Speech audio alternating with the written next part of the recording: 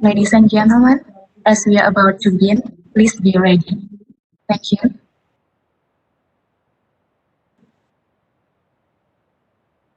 Good afternoon, everyone. Thank you for finding the time for visiting today's webinar. My name is Gadjah, and on behalf of the Geospatial International Webinar Committee, I would like to welcome all of you to this webinar. This webinar also held to commemorate the 11th anniversary of Vocational College Universitas Gadjah Mada. It is our privilege to have you with us today.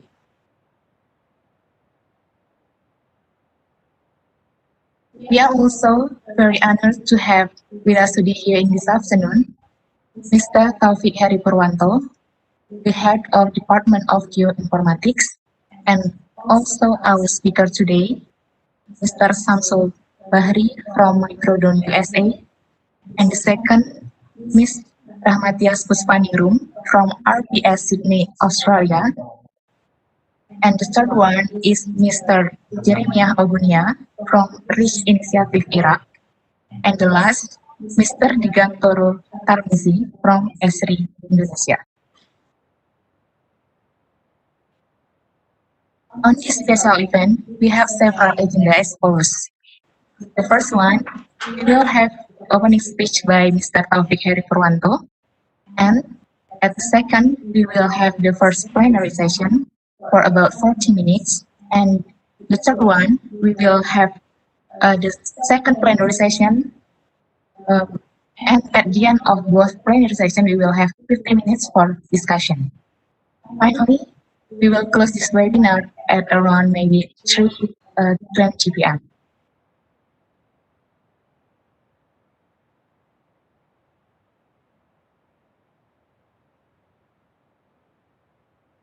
To begin this webinar, we are pleased to welcome Mr. Taufik Heri Purwanto to give the opening remarks. Please welcome Mr. Taufik Heri Purwanto. Thank you, Gadjah. Good afternoon, ladies and gentlemen, the Dean of Vocational College Universitas Gadjah Mada, the speakers, and all participants. It's almost a year since the COVID-19 broke out and turned the world into another dimension. People are forced to change their habits, adapt to the new condition, and create information. In other words, the pandemic has accelerated the disruption era. The development of information and technology, which previously was behind the disruption, plays big roles during the period and in the future. The spatial technology has been developing rapidly, along with the development in the field of the information technology. The spatial technology plays a key role in the development of the digital economy. Uber is an example of geospatial technology-based company, especially in transportation services. Although they don't even own any vehicle, or Airbnb, which is the biggest hotel company in the world without owning the properties.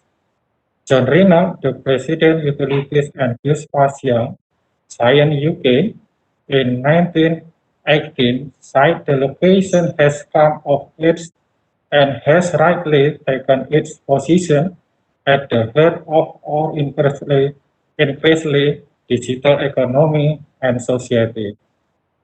The Geographic Information System market generates revenue worth $19.7 billion by 2024, according to Francis and Strategic Intelligence in 2018. During the pandemic, the spatial technology has become more popular, especially since the emergence of COVID-19 dashboard by the Center for System Science and Engineering at Johns Hopkins University. More and more people are impressed with the power of geospatial technology, which means, in other words, we can say that it was the positive side of this pandemic. On the other hand, all activities related to geospatial survey and mapping has been limited during this pandemic. New approaches and methodologies must be implemented and conforming with the health protocol. Considering the importance of geospatial technology during the pandemic, the government of the Informatics Universitas Gadjah Mada organizing an online seminar to Geospatial World role after the pandemic. Well, we welcome you to this seminar and hopefully you enjoy this seminar. Thank you very much. Thank you, Mr. Taufik, for the wonderful remarks.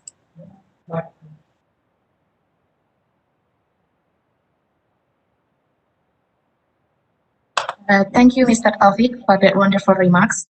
Now, ladies and gentlemen, we are privileged to have Mr. Syamsul Bahri and Ms. Rahmatyas Puspaningrum as our special guests today. Let's hear their experience and also their opinion about today's webinar. This first plenary session will be led by Mr. Dwi Setyo, and please welcome Mr. Dwi Setyo.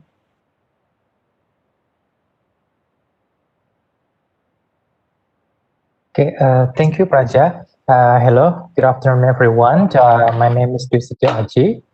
I'm the moderator for the first session, and I'll be guiding the discussions. There are two panelists presenting in the first session. The first panelist is Mr. Syamsul Bahri, and the second is Ms. Rahmatyas Puspaningrum.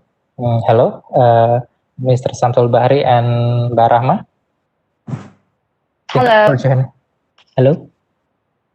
You there? Hello. Hello. Yes. Okay. Hello. Thank you for joining us today. Okay.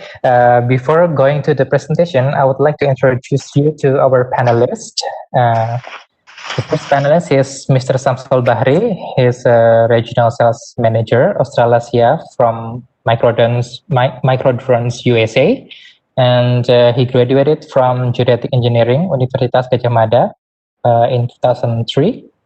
And currently lives in Jakarta, and he has more than 17 years of professional experience in engineering and regional sales in national and international companies, and as he previously worked in APAC, Singapore, and PT Ador Indonesia, and also PT Almega Geosystem. Okay, and then the second panelist is Ms. Rahmatyas Puspaningrum. She's a scanning surveyor from RPS Management Consulting.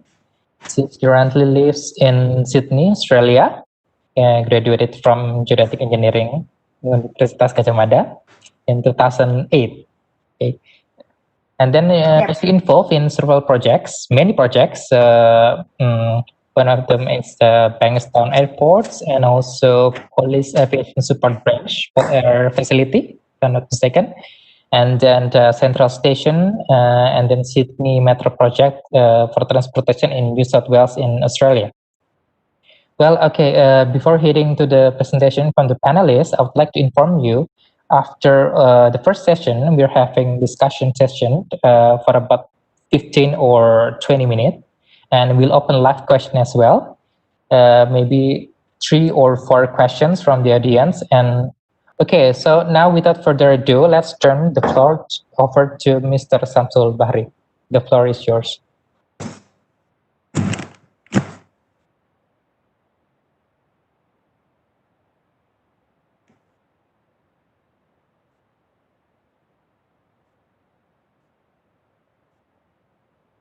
Okay, thank you, Pak Dwi, for the time. I hope everyone can see my screen now. Good afternoon, everyone. Good morning, good maybe evening for Universitas in Australia. I'm very happy for our session today for the good webinars held by Vocational School, Gadjah Mada University. I would like to say thank you for Taufik and the team and the rest of the team. I hope all the events today with the running speakers today will done smoothly and well. All right, my name is Syamsul Bahri. Thank you, Pak Dwi, for the introduction. For myself, my name is Syamsul Bahri. I work now with Microdrones for 1 year plus now with Microdrones.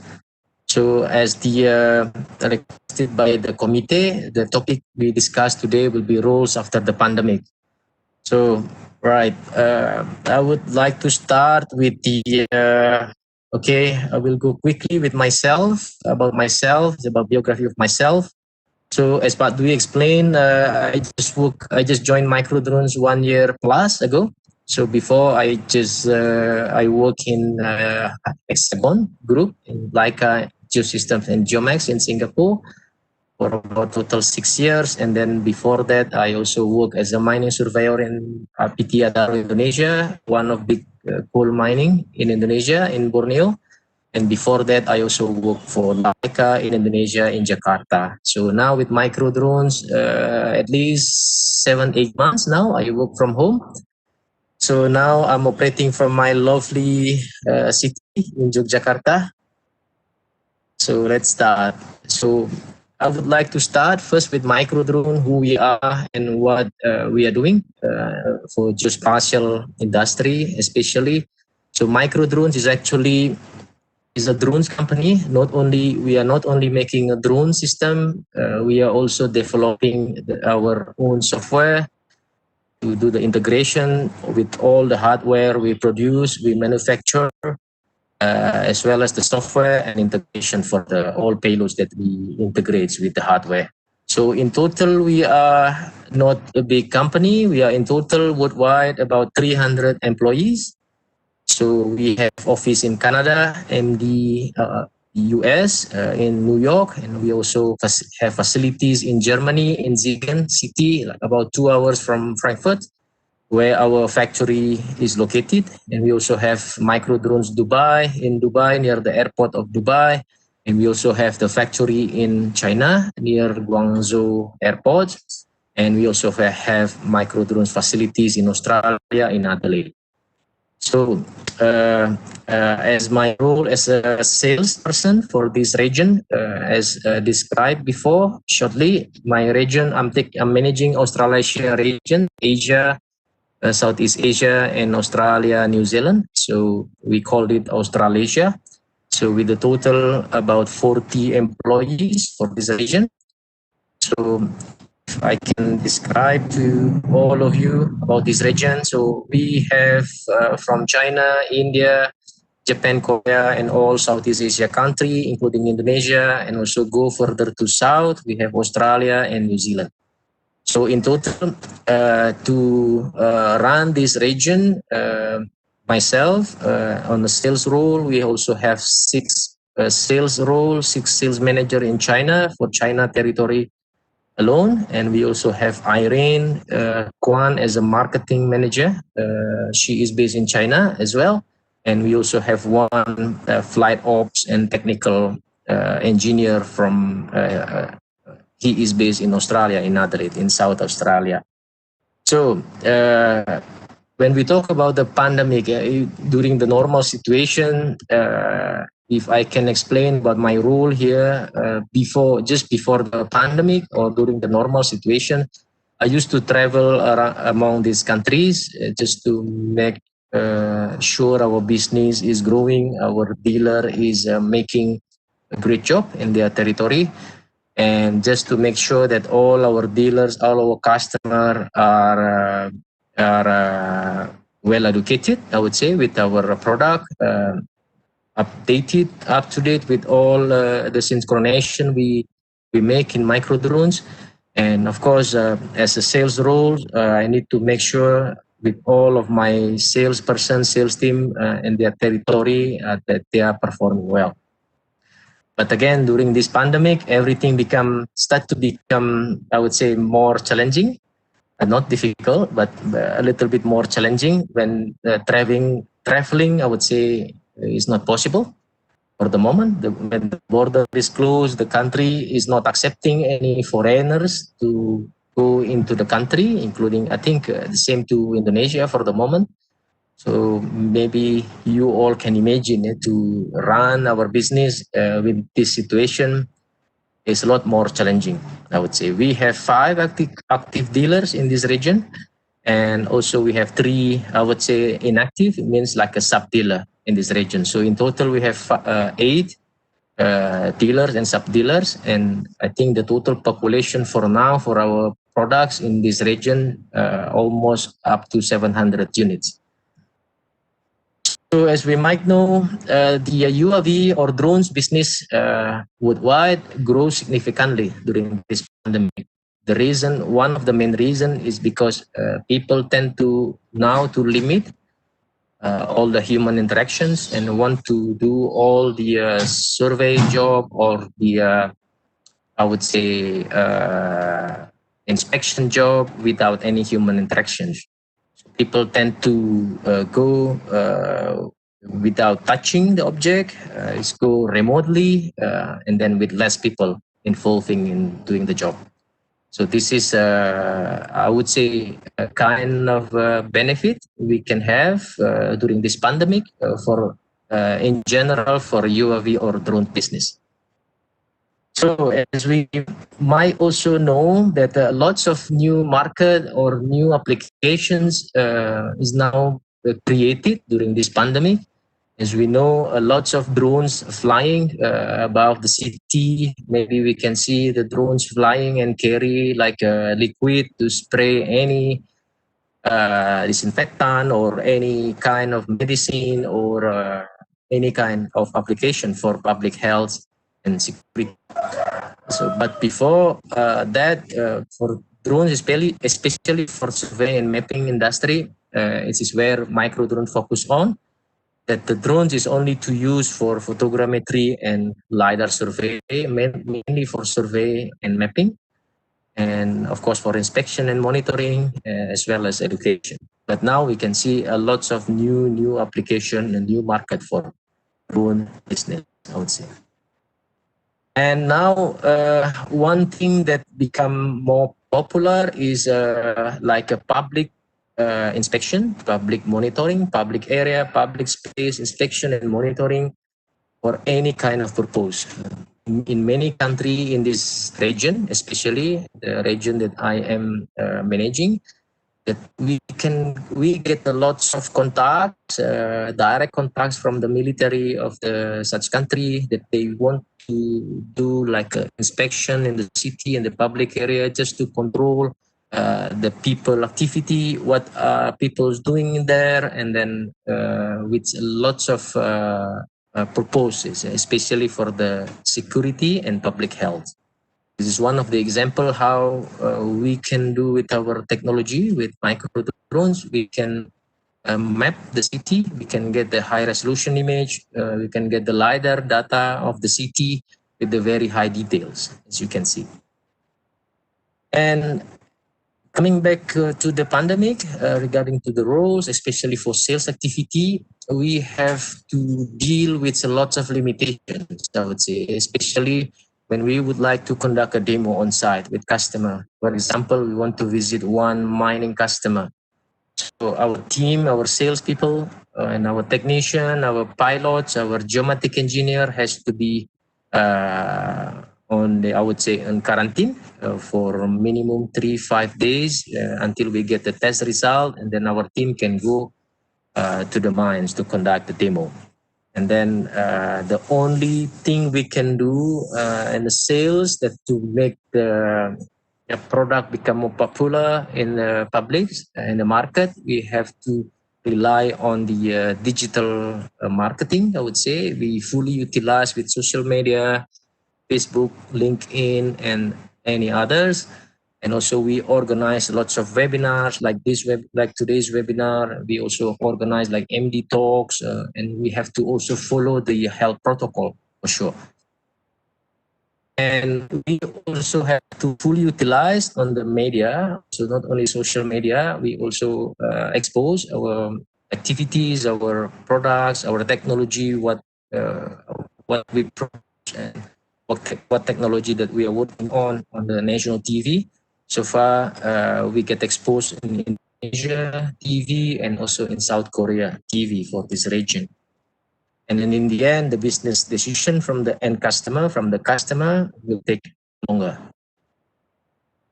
And what are the benefits we have? What are the positive signs that we get during this pandemic? The first is, as we Microdrone are focused on the LiDAR drones, on the LiDAR technology for mapping and survey. So now LiDAR drones has become more popular. I think the reason behind is just because the customer want to do the job remotely without less human interactions. So that's why one of the reasons they go and choose LiDAR drones. So as you can see here, this is one of the activity we made in the mines in Sumatra Islands. We also have lots of activities in Australia, and especially in West Australia for the mines. So as you can see here, during the normal situation, we conduct a demo like this situation. You can see lots of people are involved in this demo. The pilot, the engineers, and also the geometric engineers from our side, the salesperson, and also from the customer side. That is the 5 to 10 persons going to the field. We conduct the demo and we see how the product in actions. And also you can see after the demo, we conduct the meeting in the meeting room to present how the technology works, how these equipment support their job to be more efficient and more effective. So, but again, during this pandemic, this become a lot more challenging because we only limit by 5% in total. So we normally still send our people maximum 2 and then 3 from customer. And then the meeting like this is totally not allowed. So we have to organize the meeting a week after, and then we organize like an online meeting to explain and then to present our result for the demo. These the sales process like this, I would say, has to be I would say more creative ways to explain in online, and again it's challenging, I would say. So mining as a key market, like I explained before, so mining for microdrone is an important market, important segment. So today, total, we are about 70% of our customer are from mining customer. So then we have to follow all the new rules and new restriction regarding to this pandemic. And again, the good things is I would say less human interactions will become a future needs. It means, as I said before, the drone business is become more and more popular, and the demand from the customer for taking the job with the drones, either technology with LiDAR or photogrammetry, become more and more. So this is one of the benefits for us, as we can see during this pandemic. So, like I put here, it goes where people should not. So this is one of our tagline. We make this tagline about 2 years ago. Now is really become like a real situation for us, for everyone, that people are relying on the technology where people should not go to that location, or maybe with less people, and they have to rely on these drones technology. All right, to summarize my presentation, the key challenges for this role, especially for my role as a salesperson, the first is we are now in the global economic crisis. So we can imagine how people would like to invest on these professional drones, and the situation is now in the crisis. So the company mainly they are focusing on how to survive, not to invest. This is one of the key challenges. And also less physical interactions makes the sales process become 3 times longer, I would say. Yeah, because normally our sales lead time is average is like 2 months. So after 2 months, we conduct the demo, we explain our technology, and then the customer make the decision to purchase. And now it's like takes 6 or 7 months. And traveling is not possible for the moment, so we have to rely on online or without physical meeting. And the salesperson has to become more creative to find a way to stay professional and also convincible. This is also one of the key challenges. People tend to be more careful to invest. But for all these challenges, we also have the benefits for these pandemics. Lots of new markets has been created, especially for the public health and security, mainly for inspections, army, and public health. And also the demand for the UAV is growing. I would say on our records, it shows double-digit growth worldwide. And yes, of course, because traveling is not possible, for now, we save lots of budget, we save lots of operational costs, especially when we are not making any travel. I think that's for my presentation. I give the panel back to the moderator. Thank you, everyone. If you have any questions. Okay, thank you, Mr. Syamsul Bahri. And now we move on to going to invite our second panelist, Ms. Rahmatyas Puspaningrum. Hello? Yep. Okay. Can you hear me? So, please. The floor is yours. Okay, thank you very much. Good evening, everyone. It's 5:39 in Australia, and the weather is pretty shitty, I would say. Been raining all week, and I've been doing the night shift, so it's not very pleasant, but it's very nice to be here to be one of the panelists talking about a very interesting topic. How is the trend of our business in this pandemic era? So I think I'm just going to follow Mas Syamsul Bahri trend by introducing myself first. So my name is Rahmatyas Puspaningrum, or you can just call me Tias. So I have quite all right scope of work in surveying industrial. So I've been doing construction and laser scanning surveying for approximately 5 to 6 years, and I do that mostly in Australia. Before that, I work in mining as a mining surveyor in Borneo, South Kalimantan. So yeah, that's the brief explanation about myself. So just let's go to my presentation. So first of all, I'm going to let everyone know a bit of disclaimer. So the disclaimer is the presentation that I'm about to show is based on what is currently happening in my current role at current locations, and not necessarily explain general conditions for all the people in different locations. So as we know that I'm going to presenting about 3D laser scan, maybe everyone here pretty familiar with what 3D laser scan is, but you know, it's going to be good as well if I just give you a bit of a reminder. So 3D laser scanning is a way, is an awesome technology, I'd say.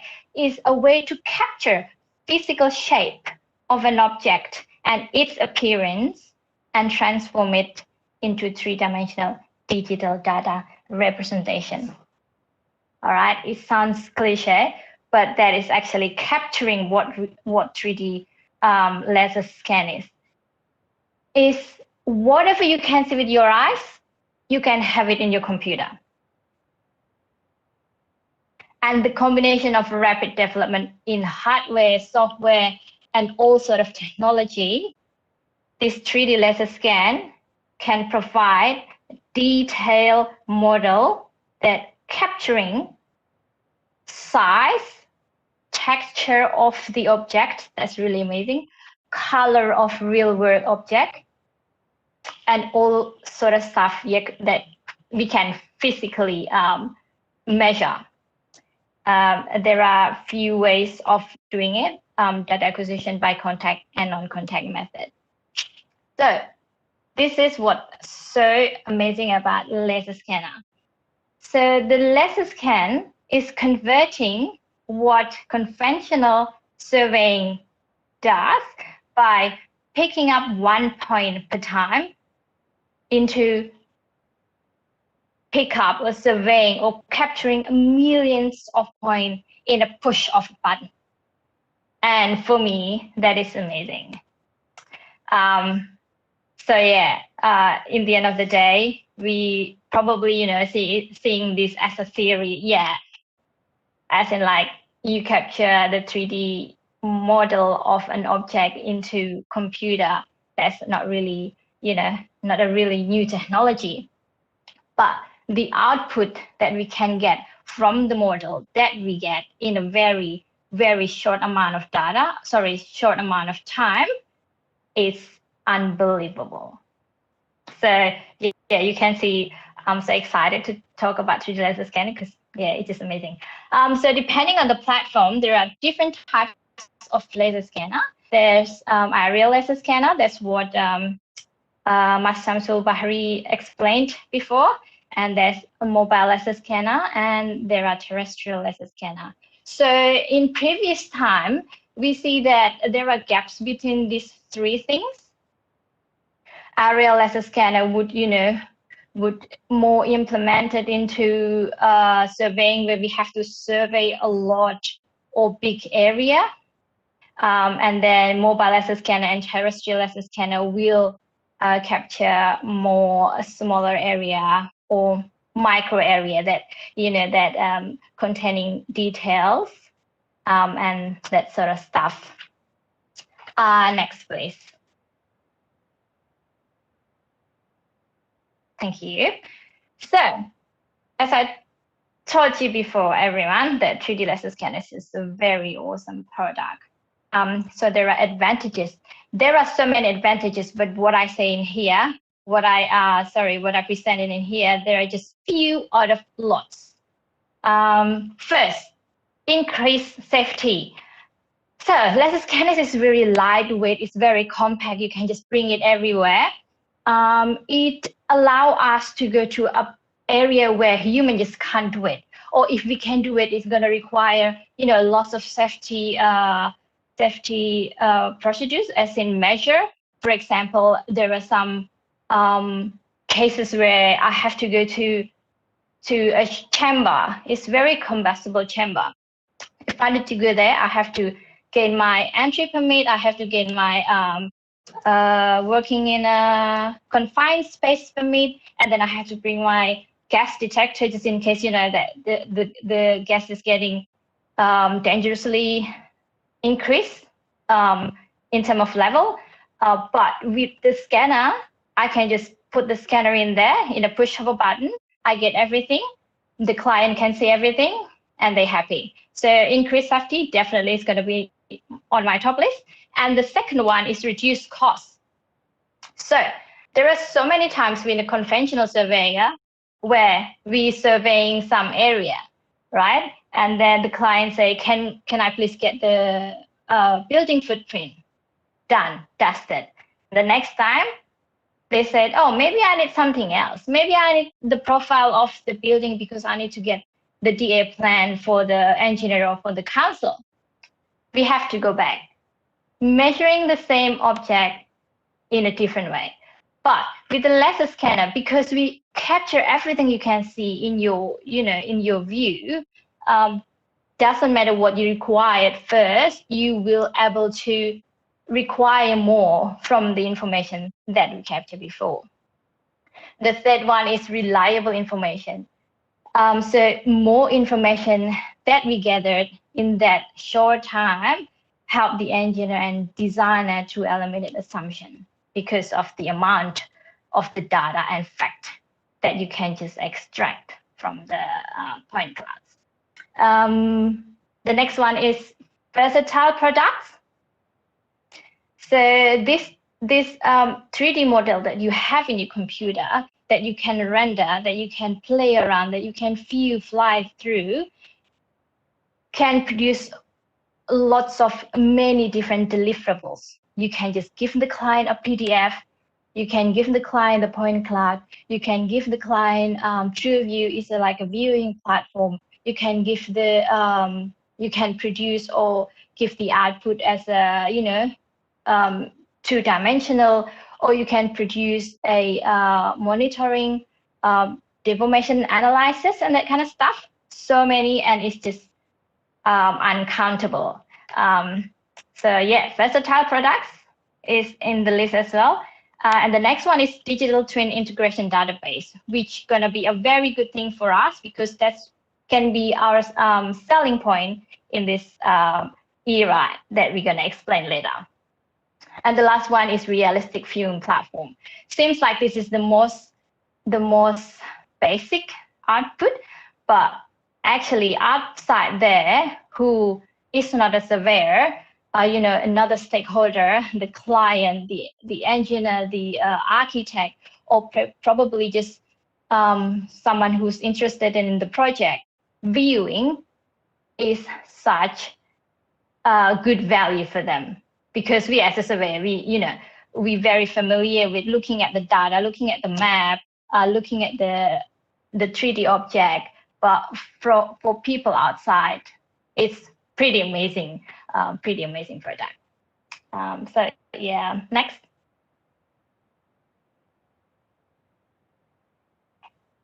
Next, please. Yeah, thank you very much. So as I said before, that laser scanning is one of the most developing technology in this century. It's not quite new, but it's still new comparing to the conventional surveying that's been happening since century ago.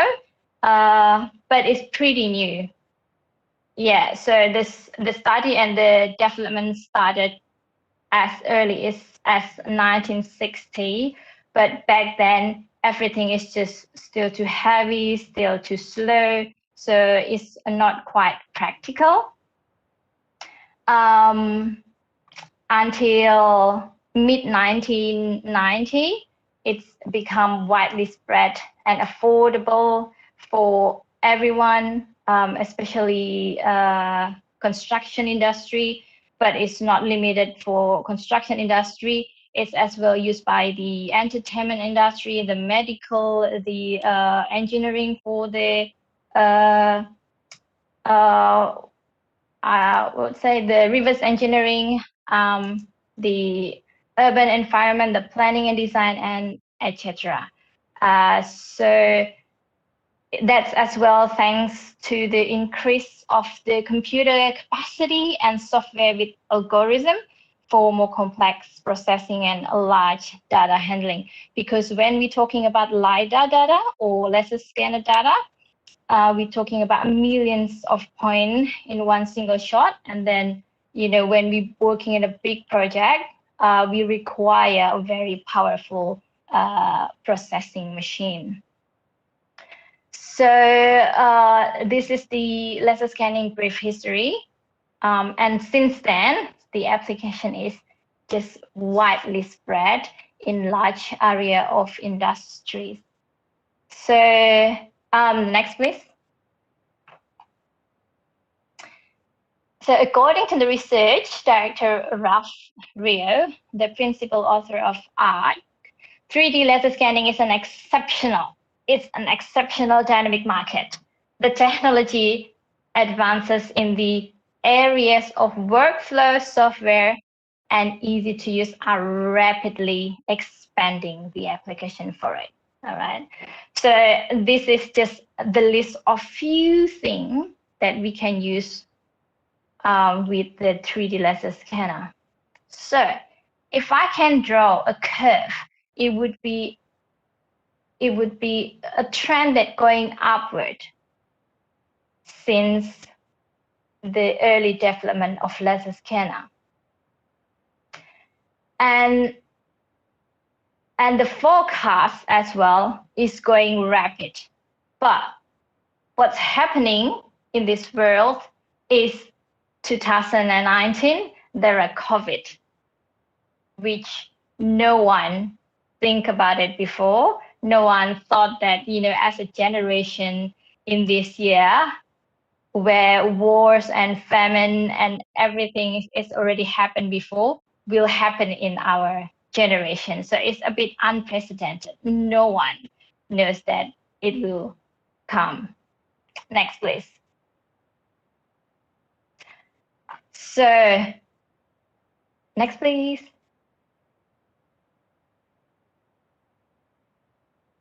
Okay, thank you very much. So, just give a bit brief history about the pandemic. It's a very beautiful uphill curve with the laser scan in construction and in other industry. The demand is getting up and up. I myself can notice that back then I have to, go and more approach to the client and tell them, hey, we have this technology called laser scanner. This is what we can do. This is what we can provide to you. Then they will, oh, okay, I never knew that before. Maybe I can use it now. But it's getting more and more demanding. The clients and stakeholders, they're getting smarter, and maybe as well because they know how in past projects that laser scanner gives them more better result and productivity. And in terms of cost, it's reduced cost, it becomes more popular. So what we're doing at this moment is less marketing and then more into research and development.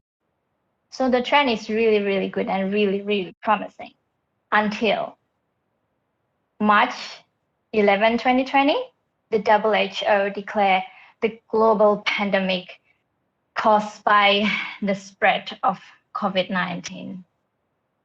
And then we know that so many countries are affected by it, or maybe not so many countries, but all over the world affected by it.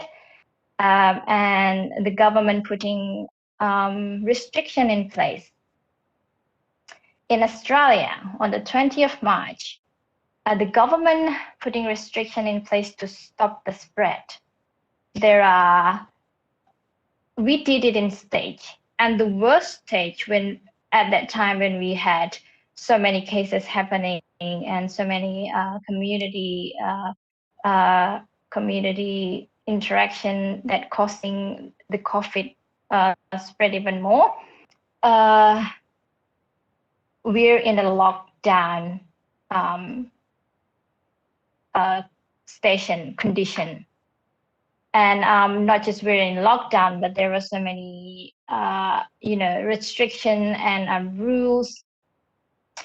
For example, like what I listed in here, the restriction number in indoor and outdoor gathering. The worst was we only able to gather with 2 persons in one household. That is not your family. And there's some point when you can't go to different household if it's not your family, and etc. Social distancing, border state closure, restriction in travel, and as well closing of non-essential sector. This is hit us hard, especially in the last one, closing of non-essential sector. Next one, please. Okay, Ms. Diaz, excuse me, you still have 4 minutes for the presentation? Yeah. I only have a little, maybe 4 sheets. So, 10,000 businesses forced to shut down in attempt to flatten the curve.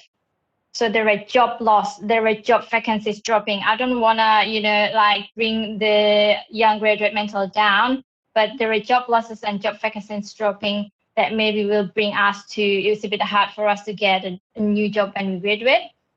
And then there are essential sector that still remains open, like us, construction, like the medical, like the shops, and then the rest of essential sector that's very important for a daily basis, like human daily basis activity. But even though they remain open, they have to adhere to social distancing rule and allow workers to work from home when possible. So in this term, because we're working in a construction, the question is, do I really get affected by the coronavirus? I would say that not quite, because the nature of the construction work, we working outdoor, we always maintaining 1.5 social distancing, and then in a new site or in a new project, for example, we always far from the public, and we always have our own encapsulate capsule. So yeah, in that term, we are not too affected by COVID. Maybe just the daily activities, such as in the morning when we do the toolbox, we just have to remind everyone, and it's keep on the list that we have to remember that everyone has to maintain the social distancing and keep everyone, like clean, washing their hand and hand sanitizer and stuff. But as well, the other things that really good for construction industry is because construction is one of the important sector in the economy. So the government give more funding to help the economy during the pandemic, and as well to create jobs as part of the recovery plan. So yeah, to end or to summarize my presentation is, we are very lucky for the people who work in construction, because even though it hit the pandemic, it's very hard for all the business sector in the world, but because construction is one of the essential business, and that we kind of COVID ready business is not really affecting us. And for a lesser scanner survey or lesser scanner surveyor, we have a lot of advantages as well that we can offer to the business, because we can offer them with lesser scanning, and with BRM will give the project more efficient and reduce the cost, like providing easy collaboration between stakeholder with BRM and etc. So yep. And as well, another thing that hopefully can light everyone mentality, that since March, all the job opening in every sector is increasing, and the report of the loss profit is decreasing as well, and the job vacancy as well increasing. So I have the data from the Australia statistic. If anyone interested on it, I can share it. But yeah, so that's it. Thanks very much. I'm open for discussion. If there's any question, please free to ask. Thank you. So those are presentations from our panelists. Thank you, Ms. Diaz. And we learned about the technology, about the LiDAR scanning, and also about the drones. We learned about the development of the technology of the drones, and those are very interesting, and especially during this pandemic, and how the industry copes with this situation. Well, okay, let's move on to to the next session. Okay, I would like to invite the audience to participate in the discussion. So for you who have any questions or comments, please raise your hand by selecting the hand button in the WebEx menu. And also please write your questions in the box before raise your hands. And also don't forget to write your name, your institution, and also to whom the question is addressed to, please.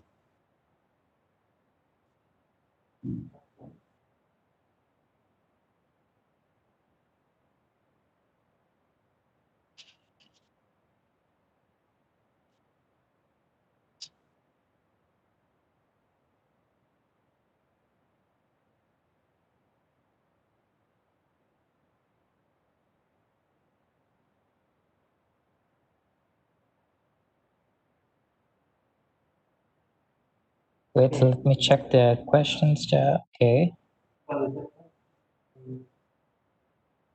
And, okay, so we have the questions from the Ina Nurul Hidayah from Universitas Gadjah Mada to Ms. Rahmatyas. Should I read the questions, or you can see the questions from your display? Ms. Tias? Okay, maybe I'll just read the questions. Okay, so the question is, are there any masters in applied application related to the surveyor study program? And how about surveyor specific lecture learning activities during the pandemic? The question goes to Ms. Tias. Ms. Tias, are you there?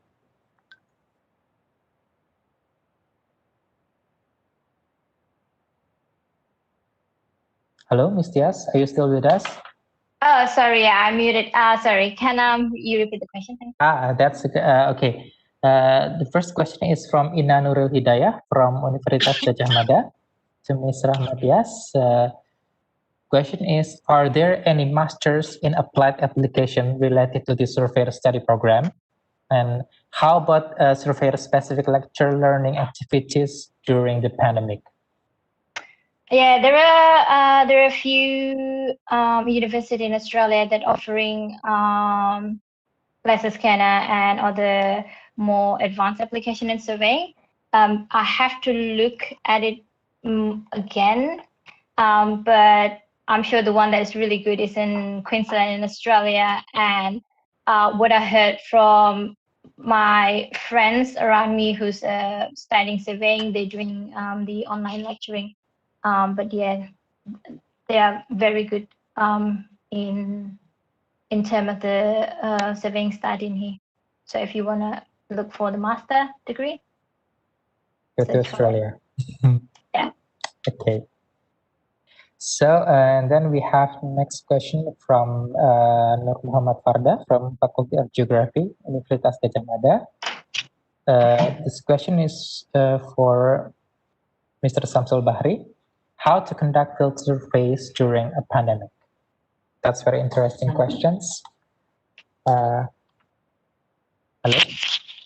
Yeah. Syamsul, okay. Okay. Yes, Pak Dwi. So I guess the question is conduct the field survey during a pandemic with a drone survey. Yeah. As you know, Farda, yeah, because with the drones, the first reason why people tend to use drones to conduct the field survey, because it's only requires at least one person, one man show. It means one person to operate the drones is because, if I can explain a little bit more technical about micro drones, is because you can operate fully automated. So the pilot is only one person, only to start one button to start the job, and the drones will do the job according to the plans before, and that's it. You can just wait until the drone finish doing the job on the area, and then the drones come back. You can start to process the data. This is how we do the field survey with the drones. So again, it's only one person, one man show. So no requires 5, 10, 15 persons. So it's only one person. Definitely you can do the job for survey. You collect all the data in the field with the drones, either photogrammetry or LiDAR.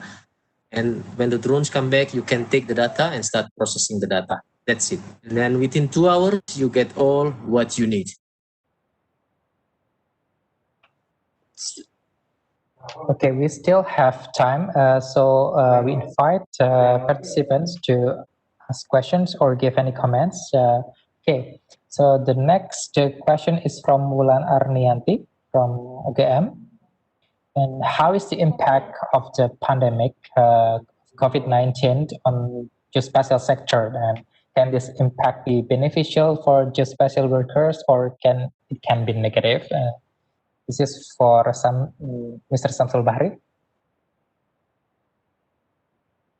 So, right, thank you, Wulan, for the questions. I would say in general for geospatial sectors, I fully agree with Tias, what Tias explained. I think for us as a geospatial players, it's not really affecting for us because especially now with the remote sensing technology, with laser scanner, with LiDAR drones, with mobile scanning, the demand is getting more and more.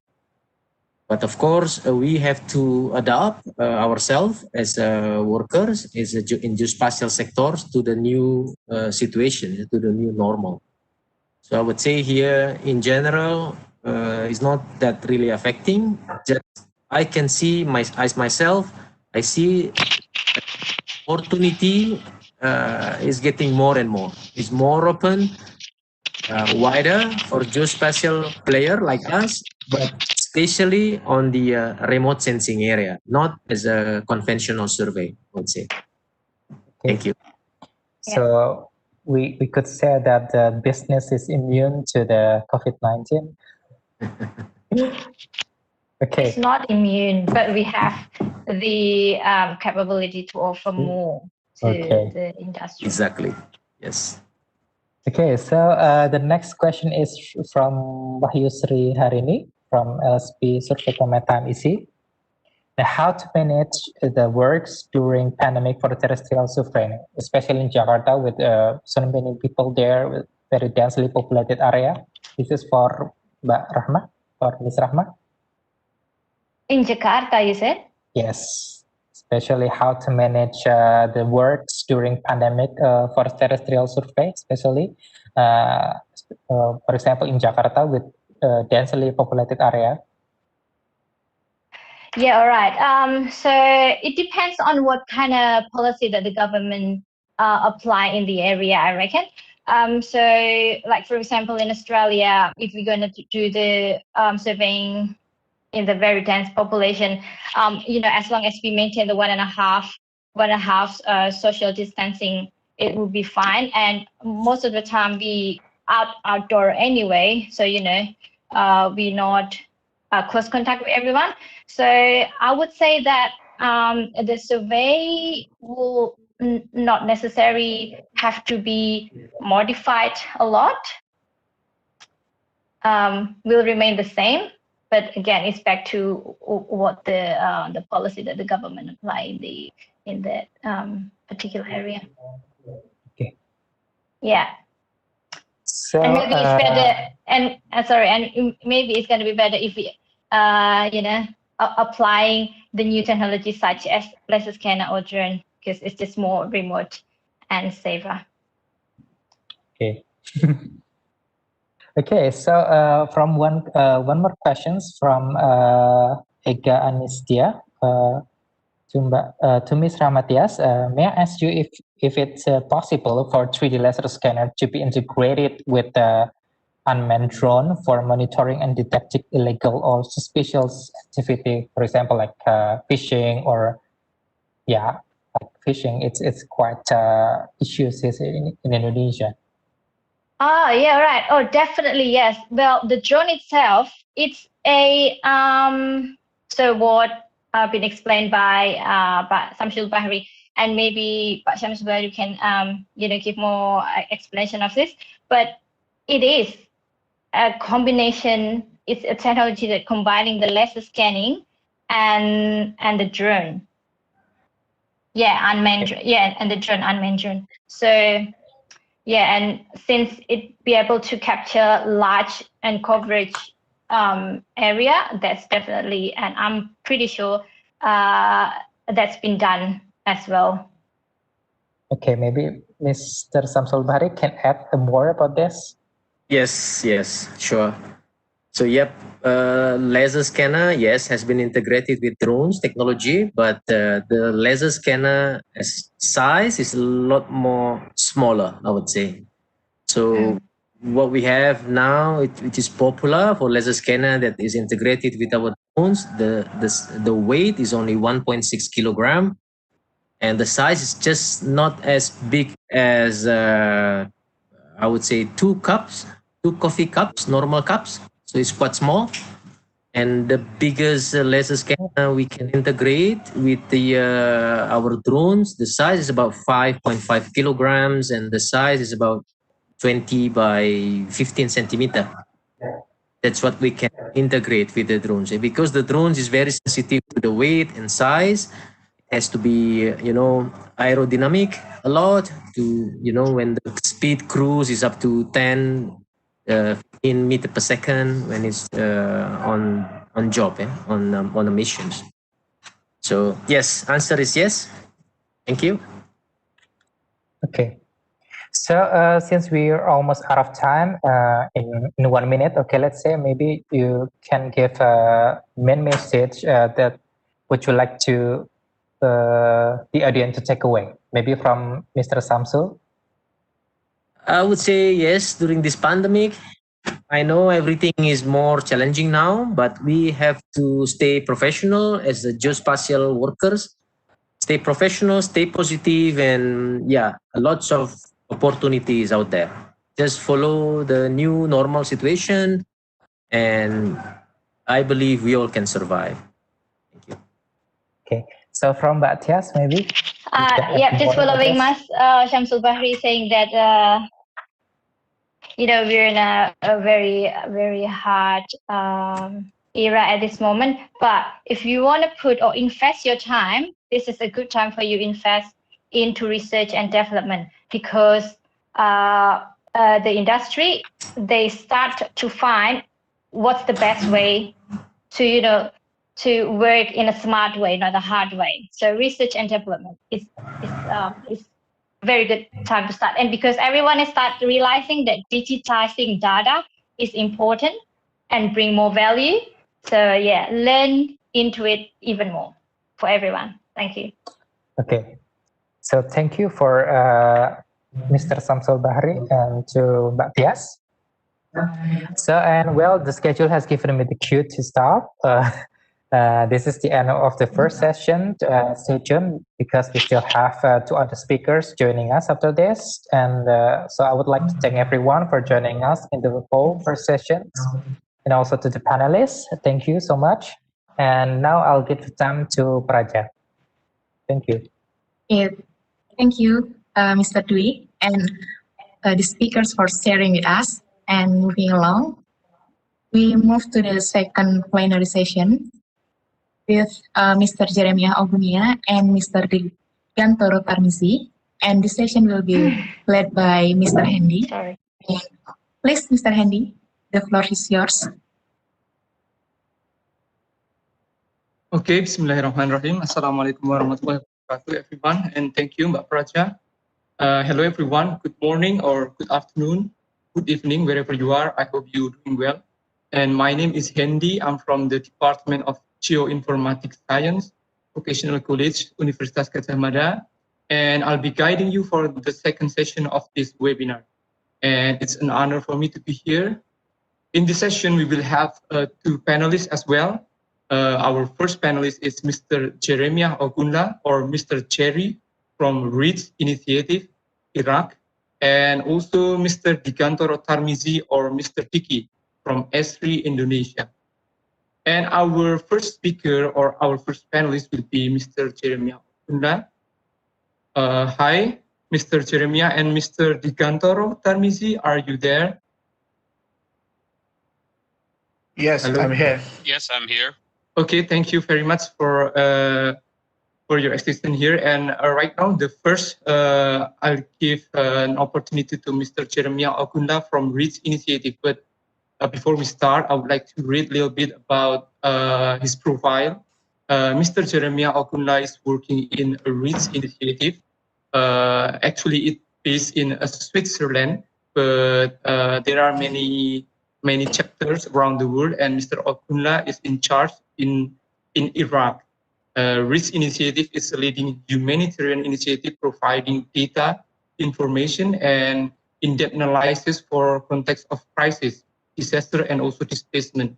And REACH Initiative covers more than 30 countries with hundreds of experts and staff. And Mr. Jeremiah Ogunla is a GIS officer of REACH Initiative in Iraq mission. And I believe Mr. Ogunla will give us further information about REACH Initiative. Mr. Ogunla graduated from Obafemi Awolowo University, Nigeria. He graduated as Bachelor of Science in Geography.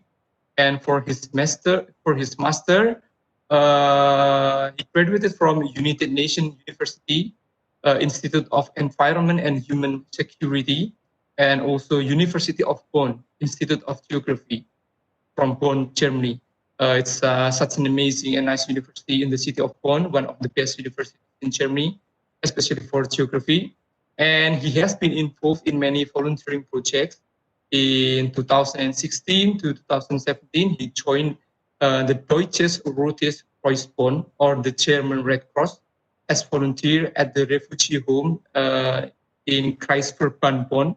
And in 2018, he joined REACH Initiative as a GIS officer in the Syrian mission. And at the moment, started from 2019, he's working as GIS officer in the Iraq mission. And today I'm also really excited to hear from Mr. Ogunla or Mr. Jerry about the role of GIS in the crisis area.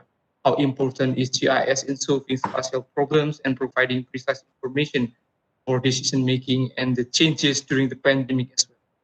So, Mr. Ogunla, please, the floor is yours. Okay. Hi, good afternoon, good morning, good evening, everybody. It's nice to be here with you. Yeah, just to confirm, can you hear me up clearly?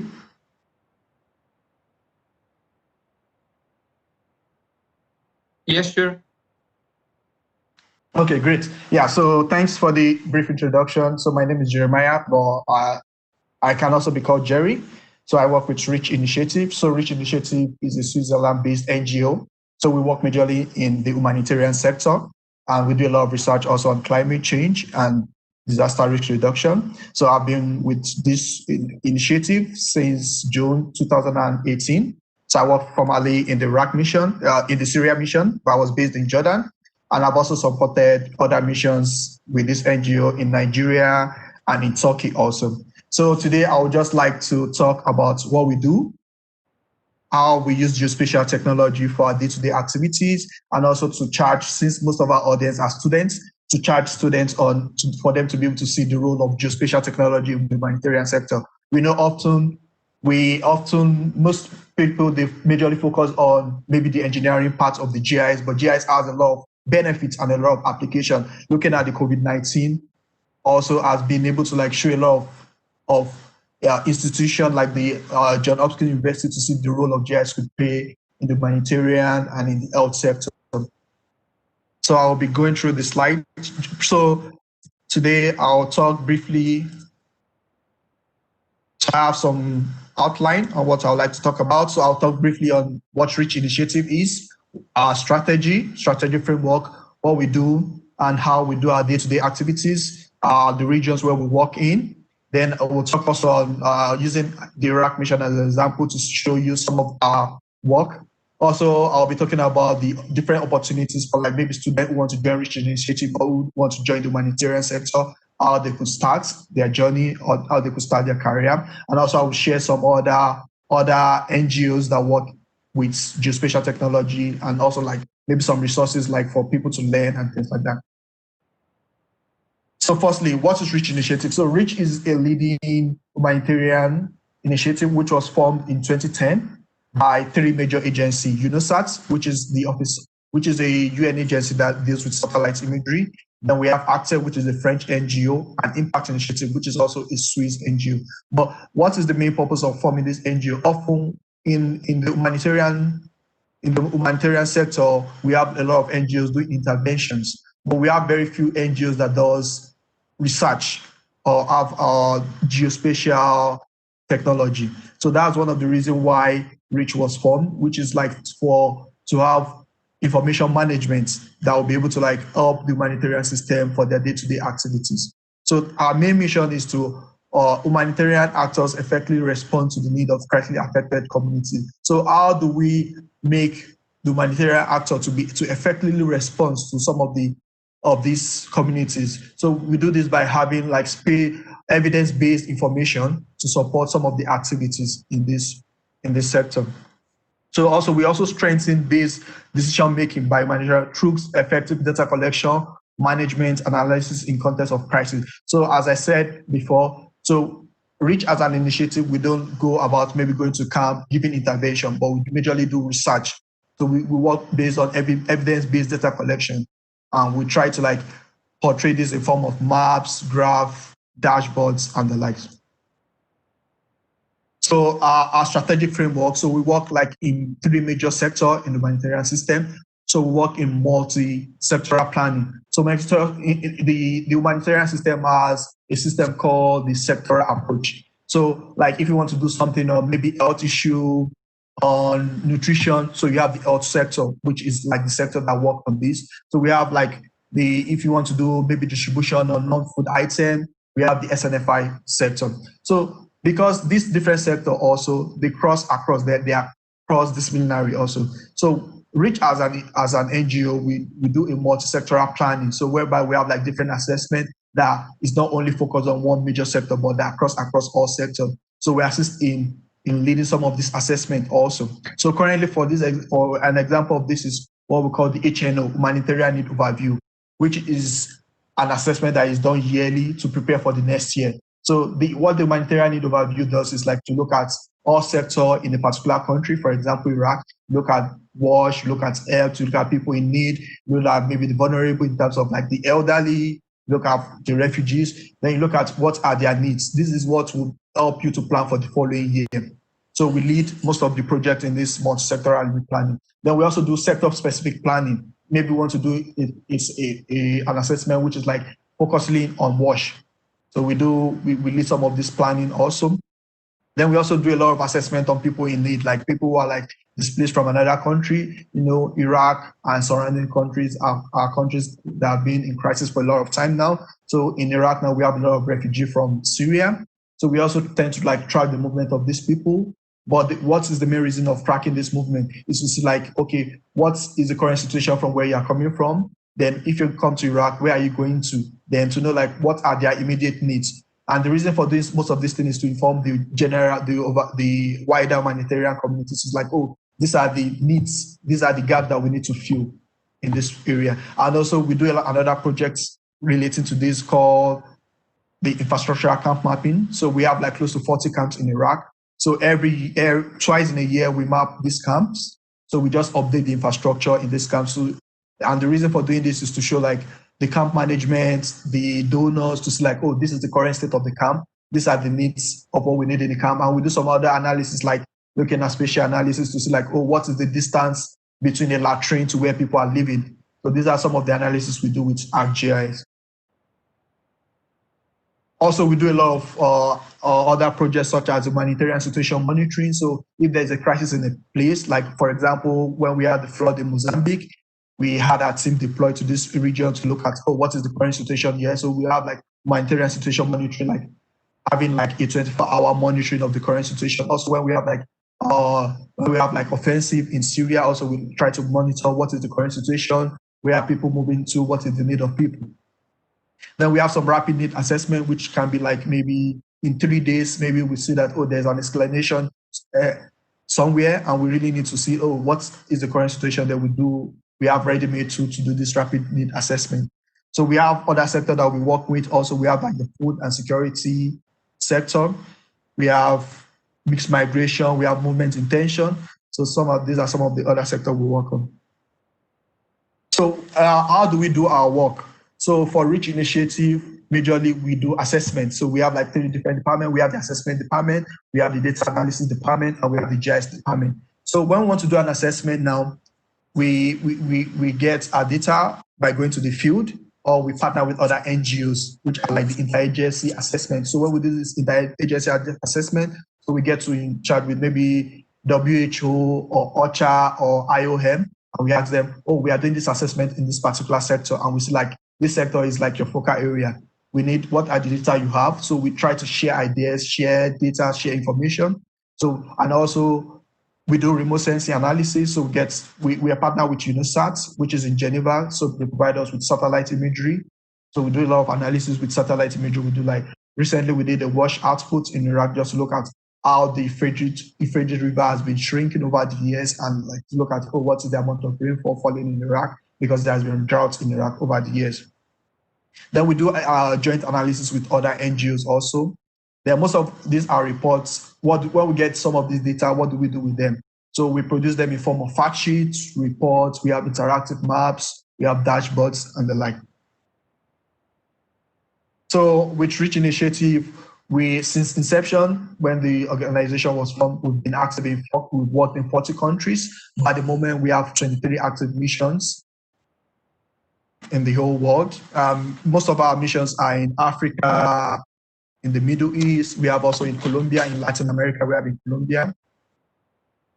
Yeah, like the gray aspect are missions that we've worked in the past. So you can see we have like Lebanon, we have Mozambique, and the like. So for the Iraq mission now, how do we use geospatial technology? How do we use geospatial technology to support the mission? So as I said, so for us, when we want to collect data, we use different tools to collect the data. Sometimes we have like face-to-face interview. Sometimes we go to the field. Sometimes we just remote sensing imagery. So for most of our assessment that are maybe face-to-face or that we use questionnaire, but before going to these sites, maybe we need to do sampling. We use GIS to like get random sampling. Like maybe like the administrative division in Iraq is called governorates and district. So maybe we want to do an assessment in a particular district now, and we need like maybe 30 random sampling, and we need this sampling to be maybe 5 meters from each other, like, or 3 kilometers. So we make use of GIS to get some of the sampling and to see like, oh, maybe if we then send our assessment team to this area, did this place actually fall under a residential area, or is it a non-residential area? So we use GIS as a tool for planning for our data collection. Also, when we get some of this data, we want to like look at insights to see like, oh, what is the overview of some of this data? Most of these data are location-based. So we just like throw this data into maybe ArcGIS and see like, oh yeah, what are, to see the trends and things like that. And also for most, we have like also standalone geospatial output, like we have remote sensing output, we have the IDP infrastructural camp mapping, which is like one of our biggest projects in the mission. So what we do in this infrastructural camp mapping is we have standard camps in Iraq. We have close to 40 of them. So every year we tend to like update this map. So when we started, we got like a remote sense imagery. Then we went to the camp and we digitized all the sector in this camp, talked about the shelter, the different NGOs working in this region, in this camp, where are they located, latrines we have in this camp, kitchen. We try to calculate the areas of the shelter also to see like, oh, are they meeting the sphere standard, which is like an humanitarian standard, to say like for someone to live in dignity, they should have like a particular area where they should be able to live. So over the years, we tend to like update this map to see like, oh, this camp, are they still meeting this standard? Are this camp now overcrowded? Do we have a lot of clinics in the camp? Do we have water in the camp? And like some of this water, is it meeting the minimum standard? So these are some of the things we do in this infrastructure camp mapping. Also, we do area-based assessments. For this area-based assessment, what we do is to look at, in a particular area now, we want to look at what are the government facilities that we have here? What are the maybe infrastructure we have there, maybe like boreholes and things like that. So we do this through infrastructure, we do this through participatory mapping. So we meet like the community leader, showing him like a remote sense imagery and say, okay, yeah, this is the imagery of this, your locality. Where do you have pipe, what do you have like maybe water? Where do you have like waste disposal here. And when we finish this assessment, we come back to the office, we digitize the output, and we do some further analysis. So we have like a lot of products. Also, we have like web maps, we have interactive story map, we have dashboard, we have reference maps. Also, we use, for the reference map, we try to like produce map for each region in the country to support the humanitarian society and to support the UN for their day-to-day activity. Also, when we come back from the field for some of this analysis, we do visualization of our assessment findings. So the next slide will be showing you some of our outputs. So this particular output is an interactive dashboard done with Tableau. So it's called the shelter and non-food assessment. So this assessment is a kind of trend analysis to show like in the different governorates in Syria to show like, what are the needs of people in terms of food and non-food items. And it's also like tend to like have a trend analysis to show like what is the need in 2017 versus 2018. So this is just to show like, what has changed over the years between 2017 and 2018. And it's an assessment that across different sectors in the country. Also, we also have an assessment called the Rapidness assessments. So, but during sometimes in October 2019, Turkey took over some region in Syria, and because of this, there were a lot of escalation. So people had to move from their home. A lot of refugees moved to Syria, to Iraq. So, and the essence of this is to see, like, because we don't have people in Syria at the moment when this escalation happened. So those people who are coming into the country want to know that, what are the current situation in Syria? And the purpose of doing this is to inform the wider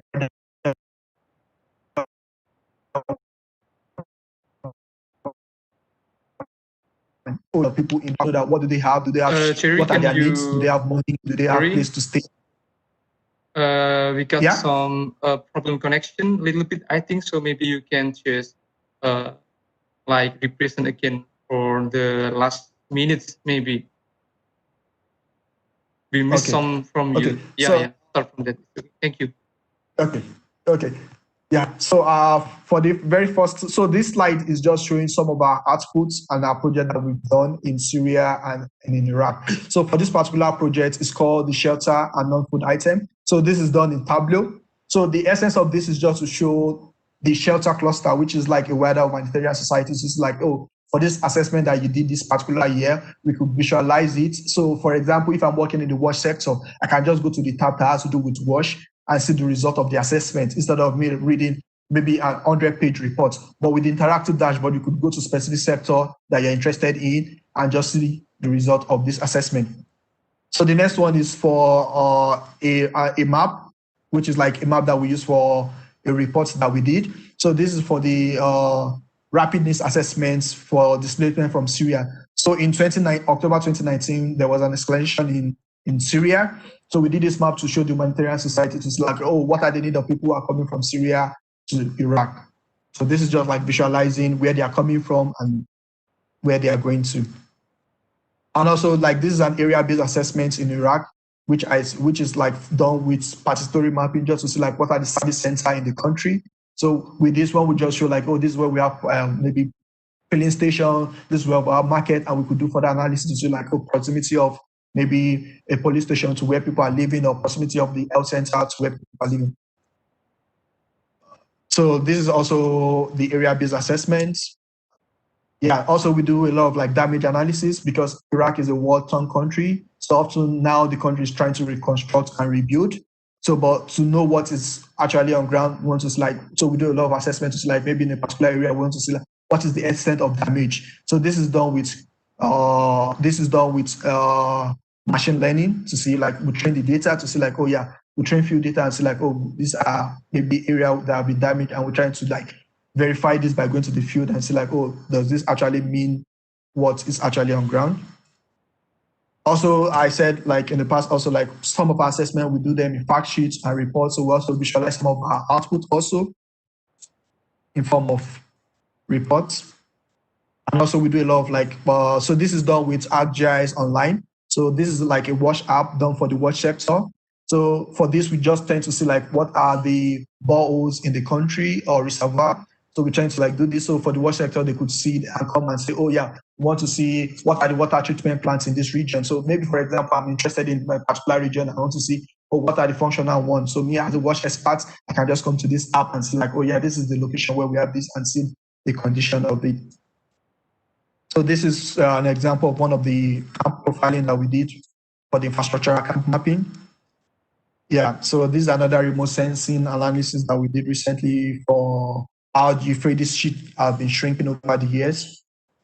So for people or students who are really interested in working with REACH, so REACH as an NGO, we have like maybe 3 different departments. We have the GIS department, we have the assessment department, and we have the data department. So for the data department, there are people that does a lot of R, they do a lot of Python, they do a lot of coding of questionnaires and the like. For assessment officer, there are people that write the reports. So, but for this section, I think the most important that will be interesting to people will be like for the GIS officer. So for the GIS officer, we have like interns, we have like junior officers, and we have like GIS officer. So for internship are people who are just coming straight from the university, or people who are like maybe in their 3rd year of university and they want to like get practical experience. So they can come in through internship. So majorly what you need to do is like maybe currently studying for your bachelor, or you have a master's already and you want to gain practical experience. Majorly we use Esri, we use ArcGIS, but if you have experience with QGIS, it will be easy for you to switch to Esri also.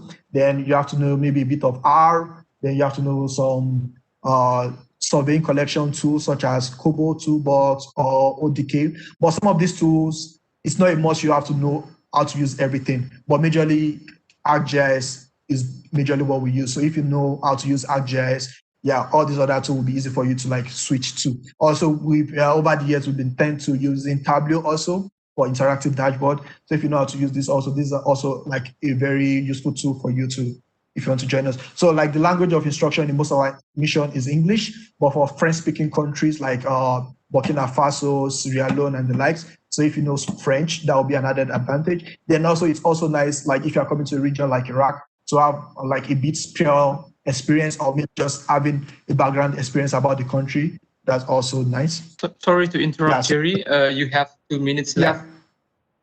Okay, yeah, I'll round up now. So also, I also list a couple of other NGOs that use geospatial technology for their day-to-day activities. So we have like the UN OCHA, which is like the coordinating humanitarian organization in each country. So they have a GIS departments also. So for people who are really interested in doing a lot of geospatial technology, yeah, UN OCHA should be a place to look into. So we have the WFP, World Food Program, we have FAO, we have UNICEF, they have Map Action. Map Action is a British NGO, also they do a lot of like GIS. Also, we have IMAP. IMAP also do a lot of GIS. We have IOM, we have UNOSAT, we have UN Spider.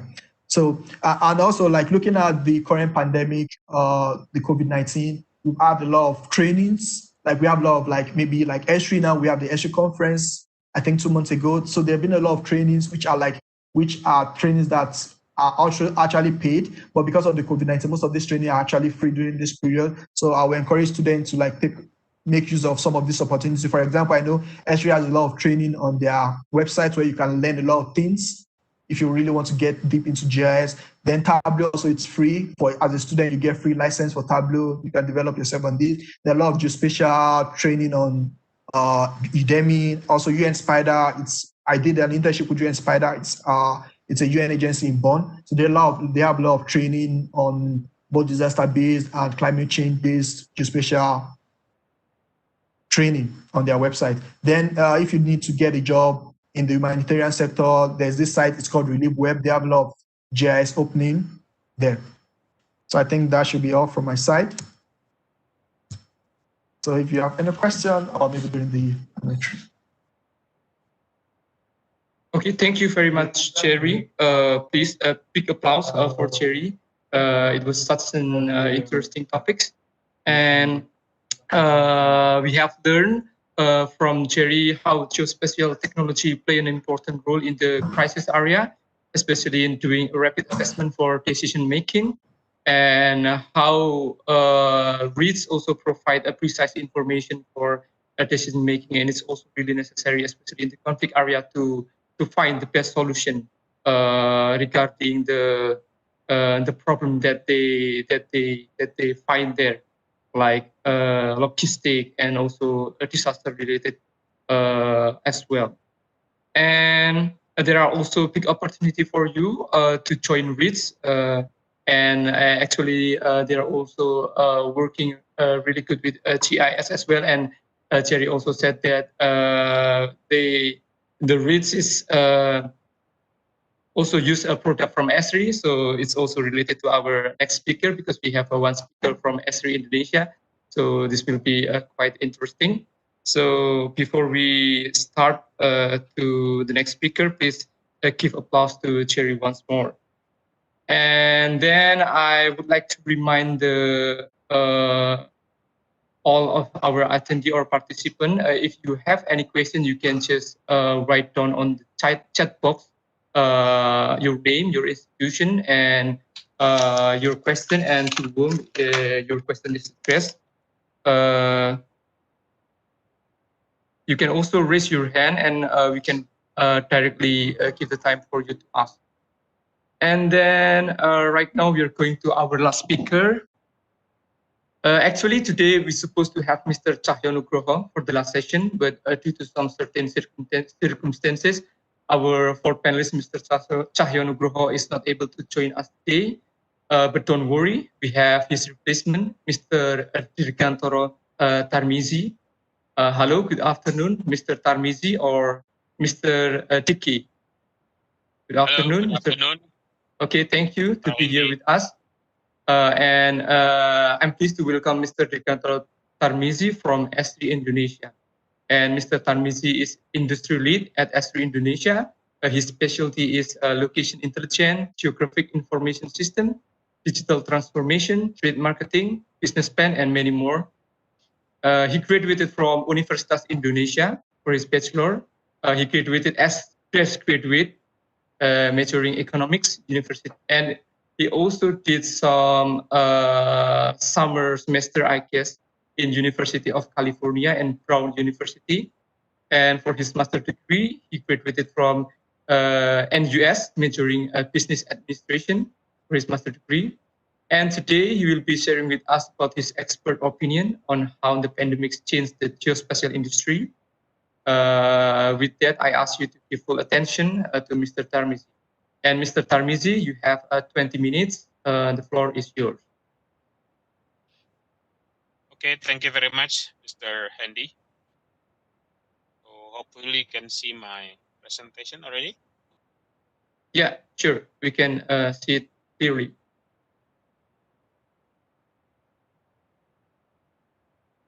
Okay, so today, thank you very much for the opportunity given. So I'd like to share this afternoon after Mr. Jerry's session is about the transformation of roles in the geospatial worlds, especially this during and post the pandemic situation. So Esri has been established since 1969, and since that time we have pioneered problem solving for many of the world problems using geospatial technology. So with the continuous innovation and huge investment in the R&D in the company to continually advancing the technology, we can see during this pandemic how the use of our platform by so many institutions, including one of the most trusted reference since day one of the pandemic, which is the one developed by Johns Hopkins University. And also the platform has been proven in supporting the public and private sectors, including the one in commercial sectors, retails, and so many others. And the technology itself and the science itself is continue to be agglomerating with other sectors of the technology. And last year we heard about how the GIS collaborate stronger with data science and the analytics, and some people call it nowadays the period of the spatial data science. And at Esri, we continue to believe that the science of where is the one that would make the world a better place for all of us. And the important thing is actually we, as the geospatial technology professional, is how we can address so many world's challenges together using more advanced innovation and technologies from many sectors, many countries, from many corporations, from many colleges and universities. We believe that together with this geospatial technology, we can improve, we can solve so many problems in this world. And in Indonesia itself, we are serving almost 3,000 organizations across sectors in Indonesia, many ministries, many government agencies, many local governments, and also so many sectors.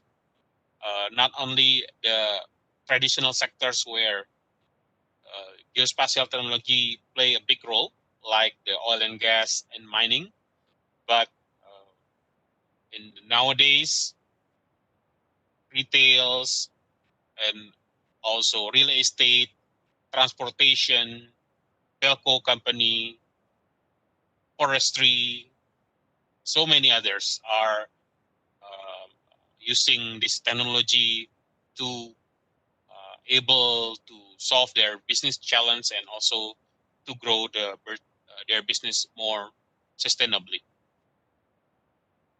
I think for those of us who learn about the geodetic or geospatial, we've learned that map and GIS has been used to guide the public health experts in managing pandemics, and this has been done since the 19th century. One of the most famous map is developed by Dr. John Snow in 1854 when he tried to help the London mayor to find the source of the issue of the cholera at that time. And we believe that until now, in this current pandemic situation, the map and GIS is one of the necessary supporting technology to help the public health expert in managing this pandemic, not only in Indonesia, but across the world. And as we know, one of the most famous one is the one that developed by Professor Lauren Gardner from Johns Hopkins University. And interestingly, actually, she is not a public health expert, but actually she's coming from system science and engineering center at Johns Hopkins University. And using the RGS platform, she developed this COVID-19 dashboard, and until now it become the main reference for media, for the government across the world to see the condition of this pandemic across the country, across the world. And even we can see Indonesia, how we rank in terms of the number of the cases and also in terms of the number of the death that caused by this pandemic. And for her role, Professor Lauren Gardner is mentioned as one of the 100 most influenced people by Time magazine this 2020. And she actually developed this dashboard in just one day, and you can see that how useful is this to manage this pandemic situation.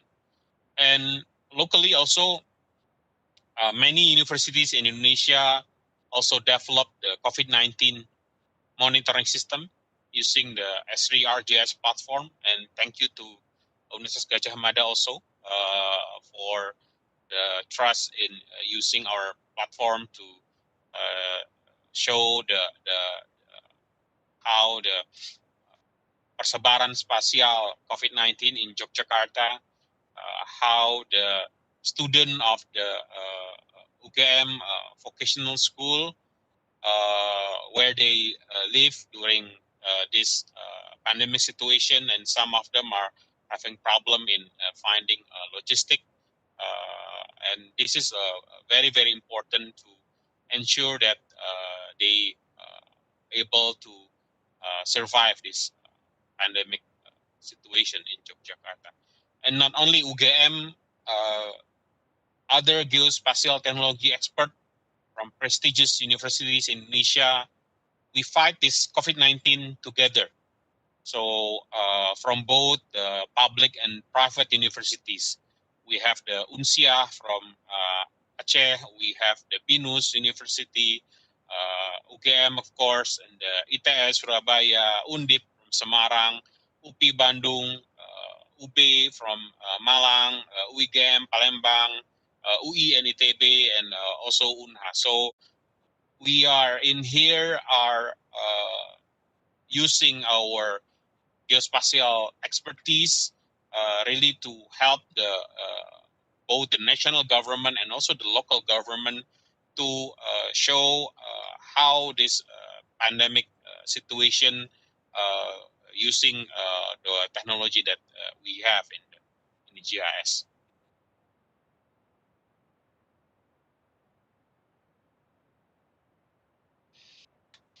But not only the universities, also the local government are working with the university to fight this COVID-19 through RGS portal using the citizen engagement, and many government agencies, including the Lapan and also some local government like Pemda Jawa Tengah that work together with the Universitas Diponegoro. They work together to develop the portal and the dashboard to monitor this COVID-19. And also some of them open for the citizen to be able to be engaged with this platform.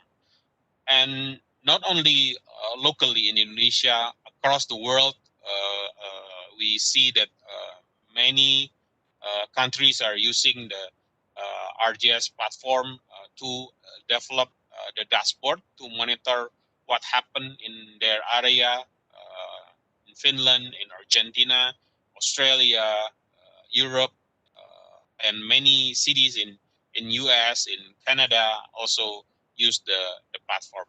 And also, not only the monitoring, they also use this platform to map the response system. So how is the availability of ICU beds? How is the implementation of the social distancing even? Showing through doing analysis on the sidewalk, which is done by United Kingdom, City of London. Also seeing how emergency food distribution in New York to ensure that not there are no people that left without food in this kind of situation. So really, thousands of the platform dashboard has been used to monitor this condition. And even during this pandemic, many organizations in business still have to continue their operation. So many of these business entities or corporation, they use the platform to monitor the status of their employee, those who are working from home, those who are working from office, those who are showing symptoms of COVID-19, and those who are checking in at several different working sites, and so many others.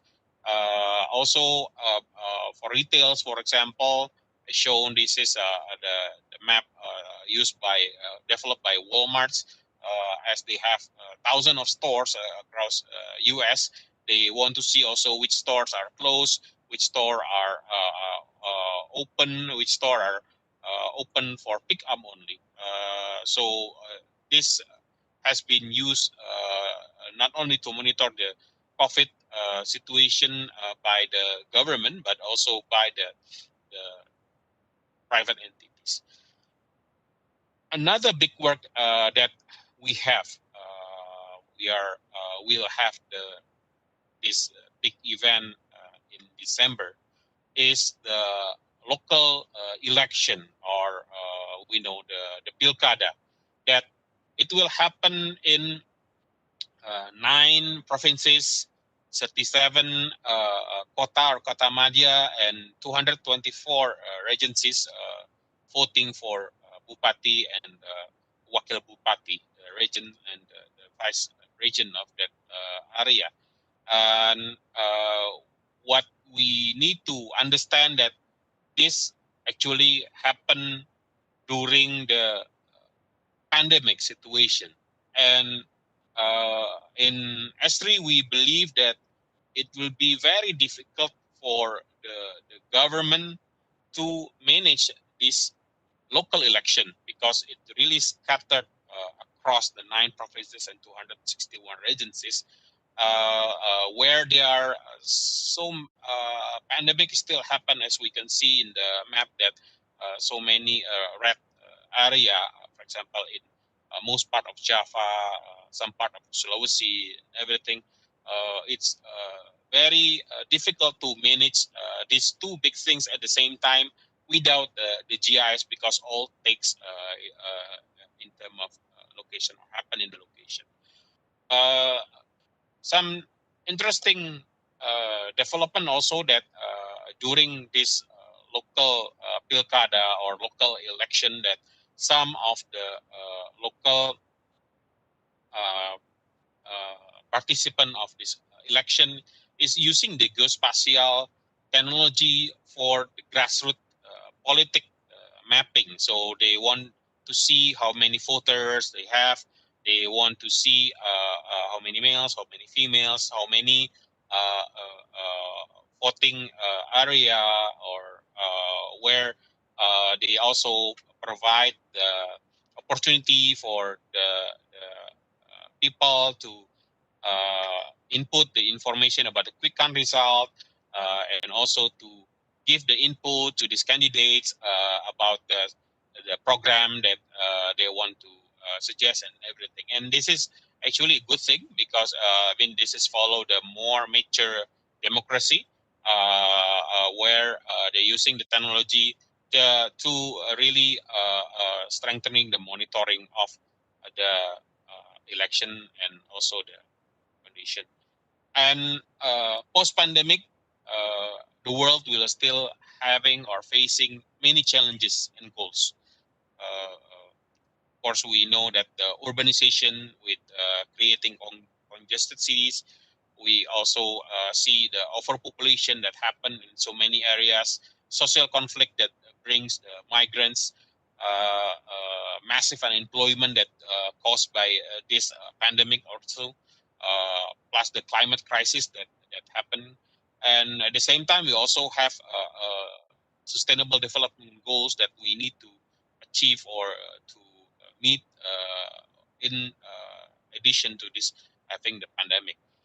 And one of the key challenges, of course, is about the economy itself. Not only the recession that caused by the pandemic, but actually even before the pandemic itself, the world is facing what it's called globalization, which is the antonym of the globalization. So this globalization that already happened starting 2000. It just accelerated in the last 4 or 5 years, where countries or leaders, political leaders, creating a tariff. They make a trade wars, and plus this pandemics really make it's a globalization. So and this recession, which is then make it more challenging for us to manage the economy. Think we probably have read what is written by one of the famous geographer, Mr. David Harvey, that he talked about the time-space compression, that actually the technology strings our world, looking at the time for traveling from one place to another place, for example, to European continent to the American continent, that used to take use the ship and the proper airplane and then jet airplane. With this kind of condition of globalization, we probably need to raise a question whether this is the reversal of the time-space compression, or what's already mentioned by Karl Marx in 1857, that this is the time-space compression is annihilation of space by time, whether with this stemming out of the globalization steam engine, whether this is the reversal of this time-space compression. And sorry to interrupt, Mr. Dicky, you have 2 minutes left.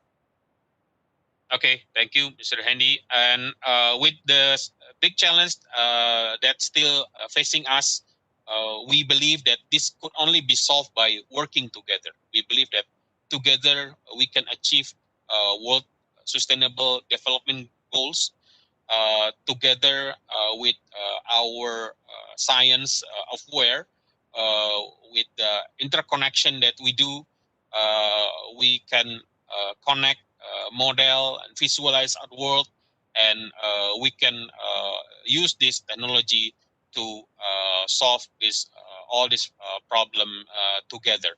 And it has been proven by many organizations that has collaborated through the platform to work together, done by the local government, done by the government in some cities, in some area, and done also by many organizations and by many institutions also.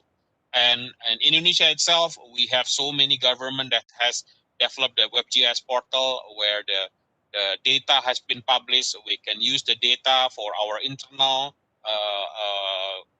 mixed with the internal data to get the best insight for solution. Also, we have so many organizations that use this geospatial infrastructure to help their organizational transformation, integrating the internal and external data to find the best insight using the digital technology. And because this spatial technology is providing the framework and the process for measurement, visualization, mapping, analysis, modeling, and planning, we can do decision making better and taking the action also better. One of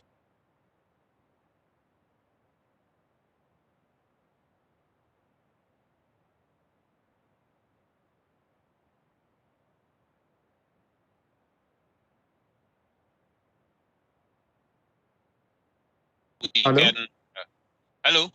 Yeah, okay. Now you're connected again. Hello? Yeah, we can hear you. Please continue, please. Okay. So with this global partnership from two different sectors, we believe this will make the world even a better place with the science of where. And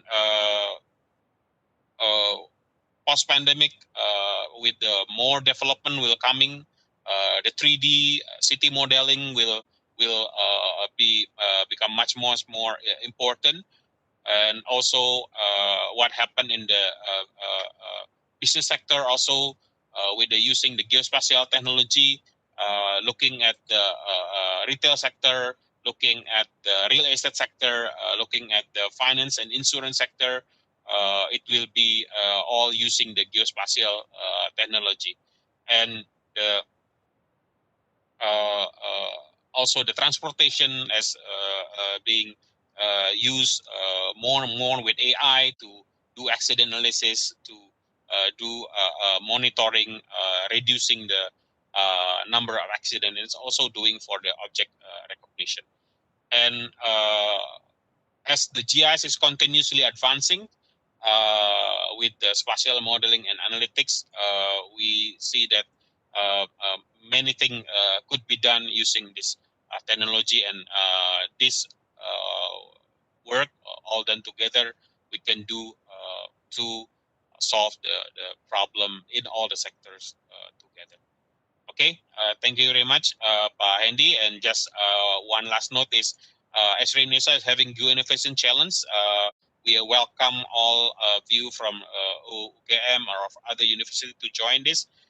You can see the information at esriindonesia.co.id/geoinnovation 2020. Thank you. Okay, thank you very much, Mr. Digantoro Tarmizi, or Mr. Tiki. Please, big applause for him. And okay, of course, we already familiar with Esri, especially with Esri products ArcGIS, a pioneer in the geospatial technology, especially in Indonesia. And it's also stated that Esri products serves almost 3,000, even more, organizations in almost all sectors of in Indonesia. That was fantastic numbers. And we also learned how ArcGIS platform also play an important role providing the update information for COVID-19 around the world. And we also see how the platform utilized in different sectors as well, not only for the COVID-19, but also for local election, for example. And that was quite new as well for me. And also how the product from Esri will face the challenge in the post-pandemic time was also really interesting. Okay, then finally, we already have all of our speakers. So in this second session, I would like to invite again Mr. Jeremiah Ogunla, or Cherry, to join us for the discussion session. Hello, Cherry, are you there? Yeah, I'm here. Okay, I'm looking at the question. How to maintain. Okay, thank you. Maybe I will lead and I will try to short. There are some questions in our. Wait, let me check the question. The first question is addressed to Cherry. It's from Herfani Dia Tamara from Universitas Gadjah Mada. Herfani, are you there? Yeah, I'm here. No, Herfani. If not, I will try to read her question. So it's from Herfani. How to maintain a good spatial awareness skill?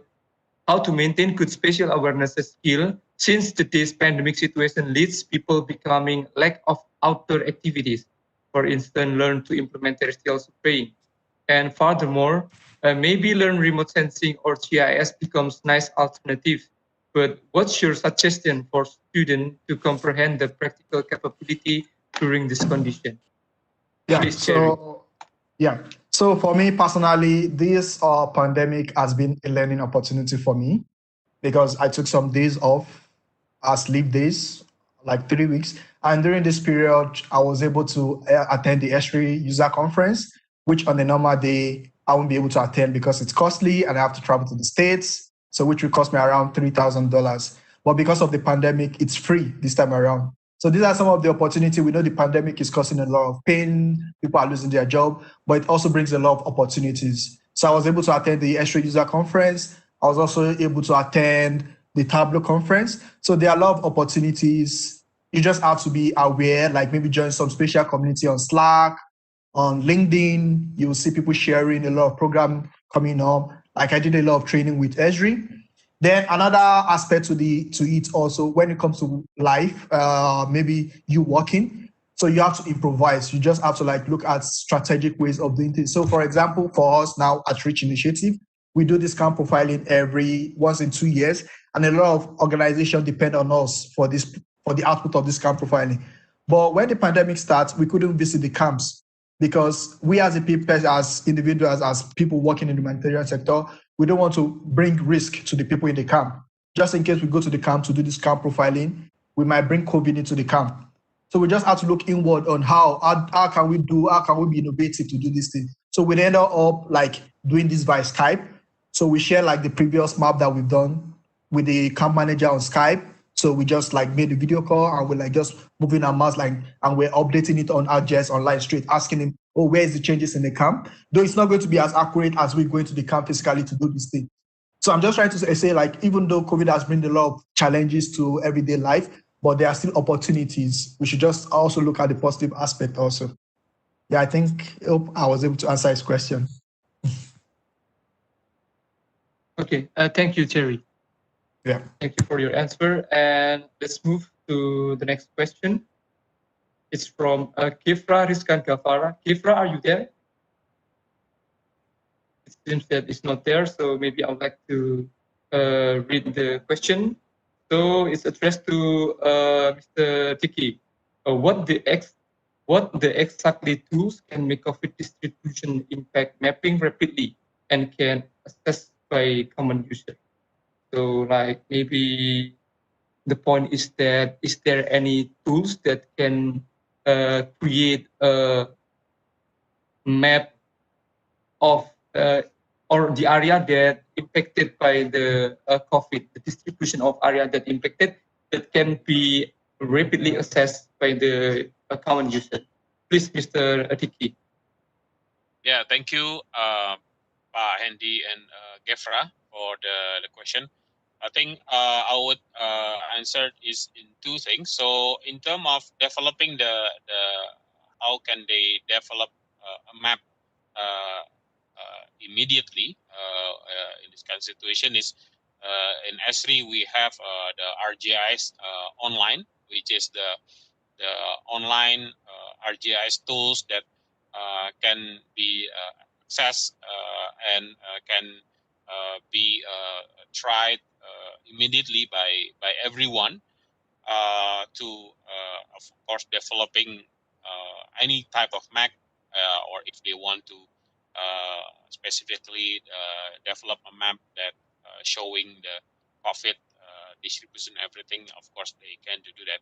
And in terms of the data, of course, then they have to connect that or to take the data from those authoritative institution, whether the Gugus Tugas or others, local government that have published the information in the web, so they can take that layer and use that, copy that to their map so they can see it. Or further advanced technology, they can do a portal to portal collaboration that automatically will update the data in certain period regularly, so it will be continuously updated. Hope they answer. Okay, thank you, Mr. Tiki, for the answer. Is there any other question?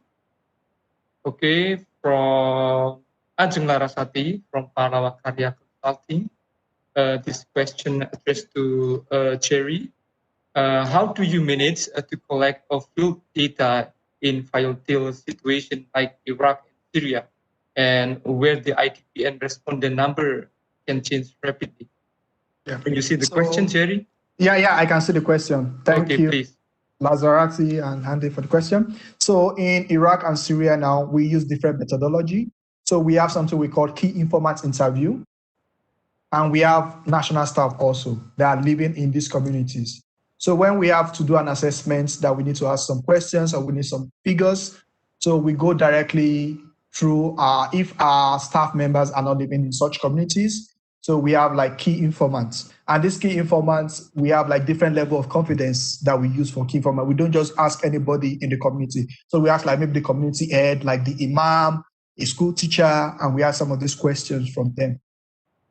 So we try to triangulate it also, not just only asking one person, and because it might be biased. So we can do a sample of maybe 5 to 10 people and ask some of these questions. So these are some of the challenges that we have daily also when we come to data, getting reliable information. And also, we are not the only NGO working in this sphere or in this community. So we also look at data from other NGO and try and triangulate it with what we have to be double sure that, oh, what we are actually reporting is actually the right thing. Okay, thank you, Cherry. Really interesting. Yeah. Because the situation in the crisis affected area must be different. Like here we can collect the samples and also the respondent normally, but of course in your area, especially in crisis affected, we cannot do the same thing. Thank you for your answer. And we're going to the next question from Irwan Wahyu Kurniawan, Ministry of Energy and Mineral Resources. It addressed to Mr. Kiki from Esri Indonesia. And the question is, what is a geospatial role on energy, food, and water nexus analysis? Because those are main things to secure sustainable development. Please, Mr. Kiki. Okay, thank you, Irwan Wahyu Kurniawan, for the question. I think geospatial plays a really important role for the energy, food, and water, because as we know that all of those our people is actually, they have a location where they live. And in this situation of the pandemic, as we know, for the people that have used to work and getting a daily wage, it's sometimes is very difficult because then they either lost their job or in terms of the demand reduced significantly. And because we can then plot where do they live, and then where we can find them, where can we give or distribute the food and the water and the energy.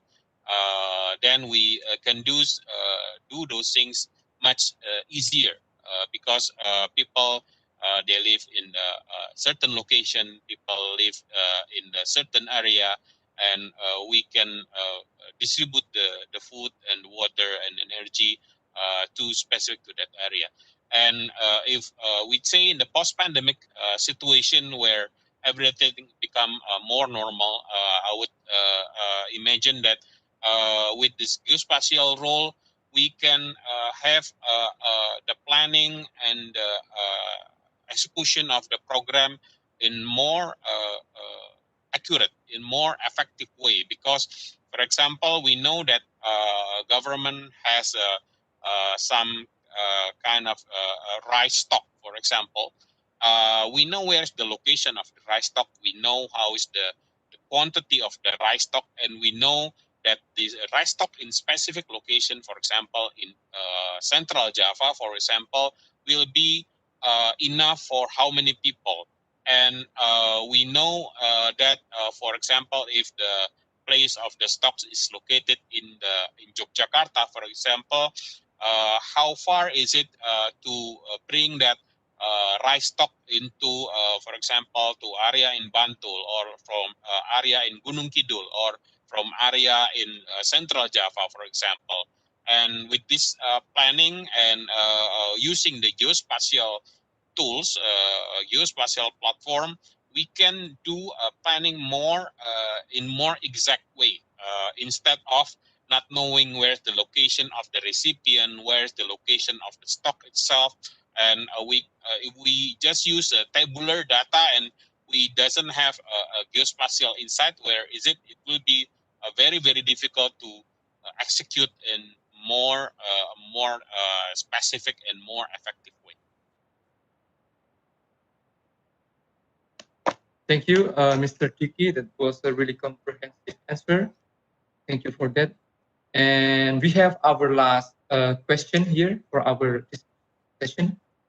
It's addressed to all the speakers, so I would like to invite all the speakers to answer. And maybe first I will read the question. It's from Brigitta Ervina Nadialista from UGM. As a student of GIS, what should we concern about our studies, especially about GIS during this pandemic? And what do you think about how GIS industry will grow up after this pandemic ends? And thanks in advance. And maybe I will give the first opportunity to Ms. Tias. Tias, are you there? Are you still with us?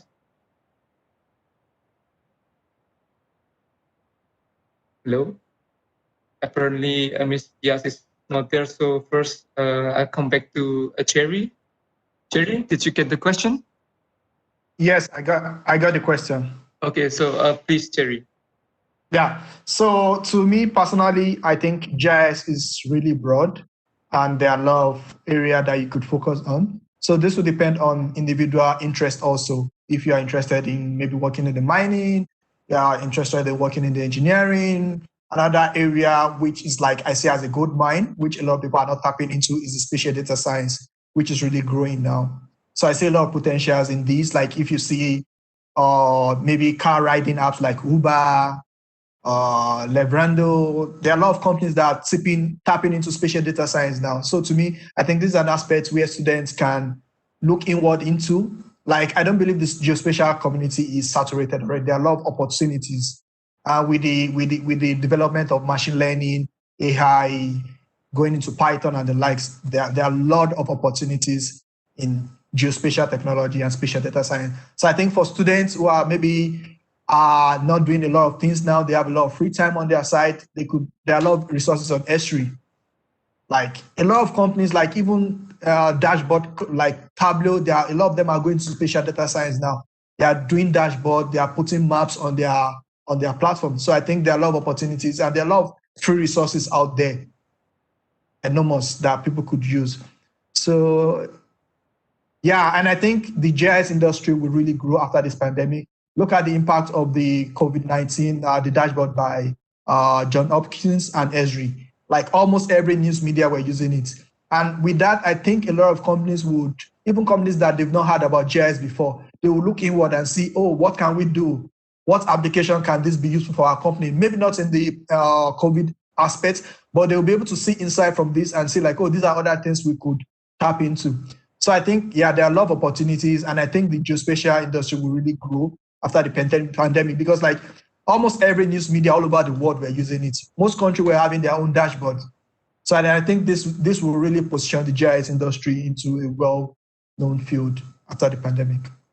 Thank you. Okay, thank you, Jerry, for your answer. I agree with that, because especially in this pandemic situation, every day we also see on the news, but what you said also about how they try to implement GIS to show how the pandemic is growing. And then maybe I'll give the opportunity for Mr. Tarmizi to answer the same question, please. Yeah, Mr. thank you. Tiki. Yeah, thank you, Pa Hendy, and thank you to Birgitta Ervina for the question. I think the one that you should be concerning is about how long you can stay foolish in this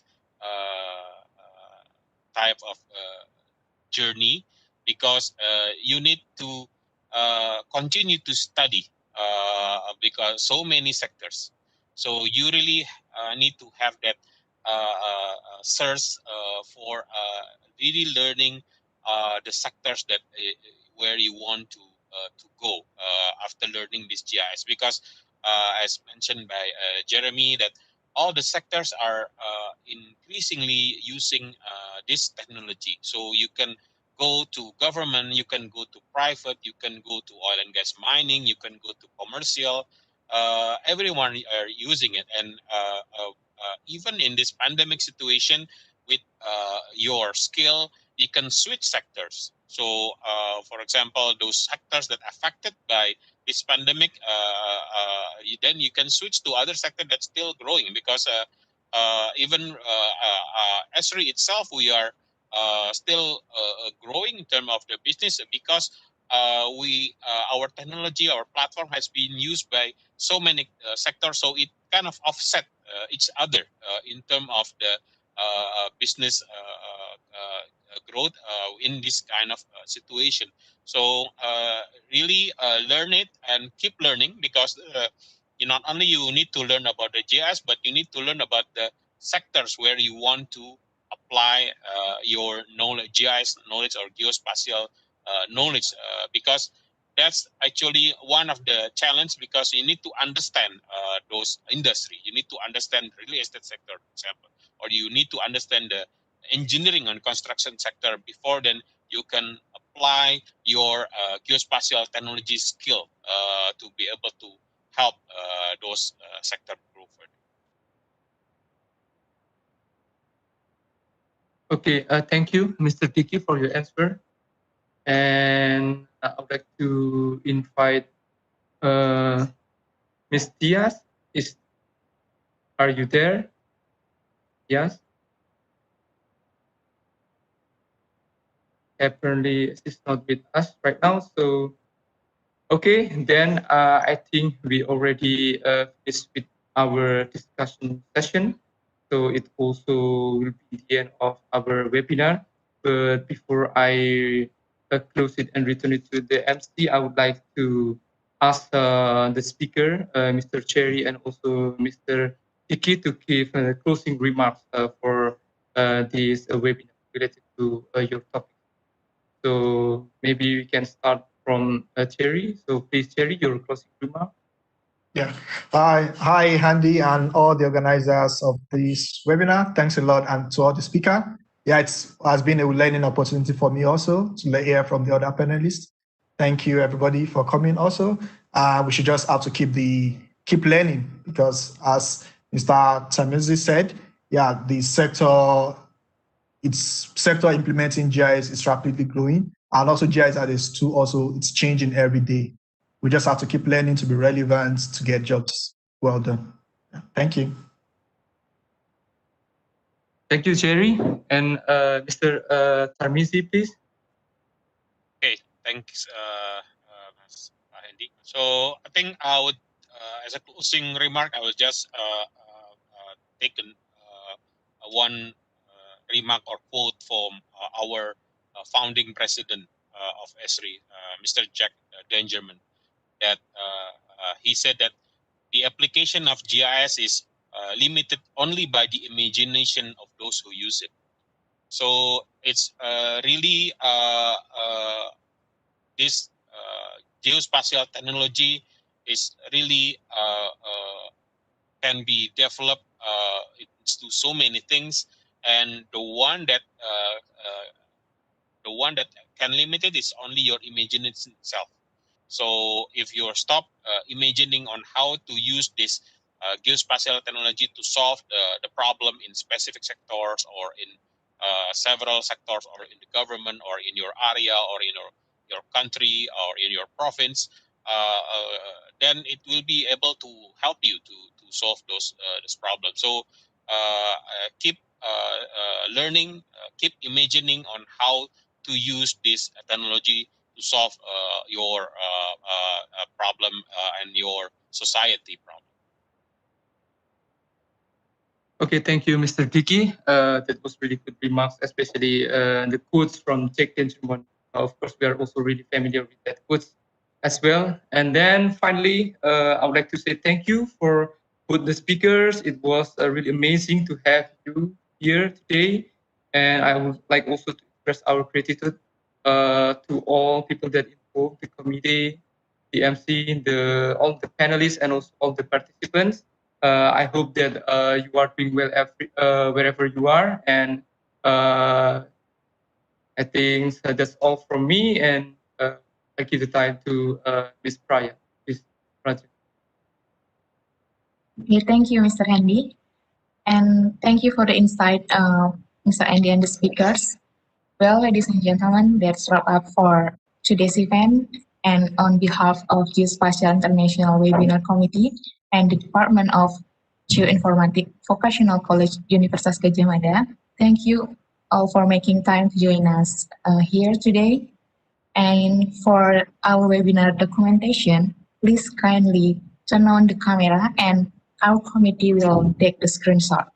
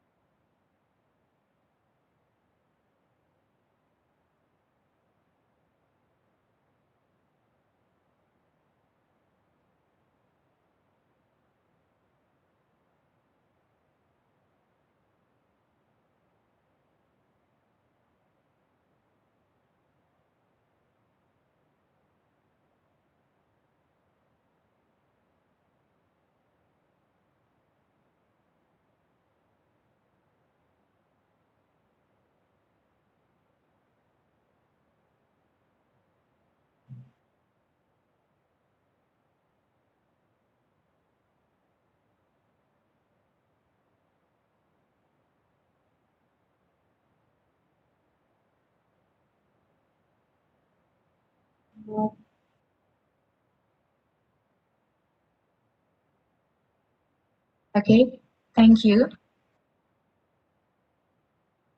Thank you, everyone. We look forward to seeing you on the next event. And thank you for Rahmatyas for joining again.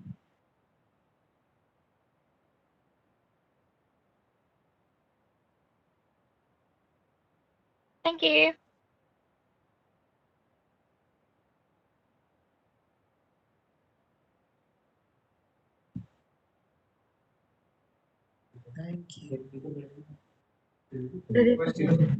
Thank you. Thank you, everyone. Thank you for all attendees and all the speakers. Bye. Thank you. Bye. Thank you for your Bye. time. Thank you.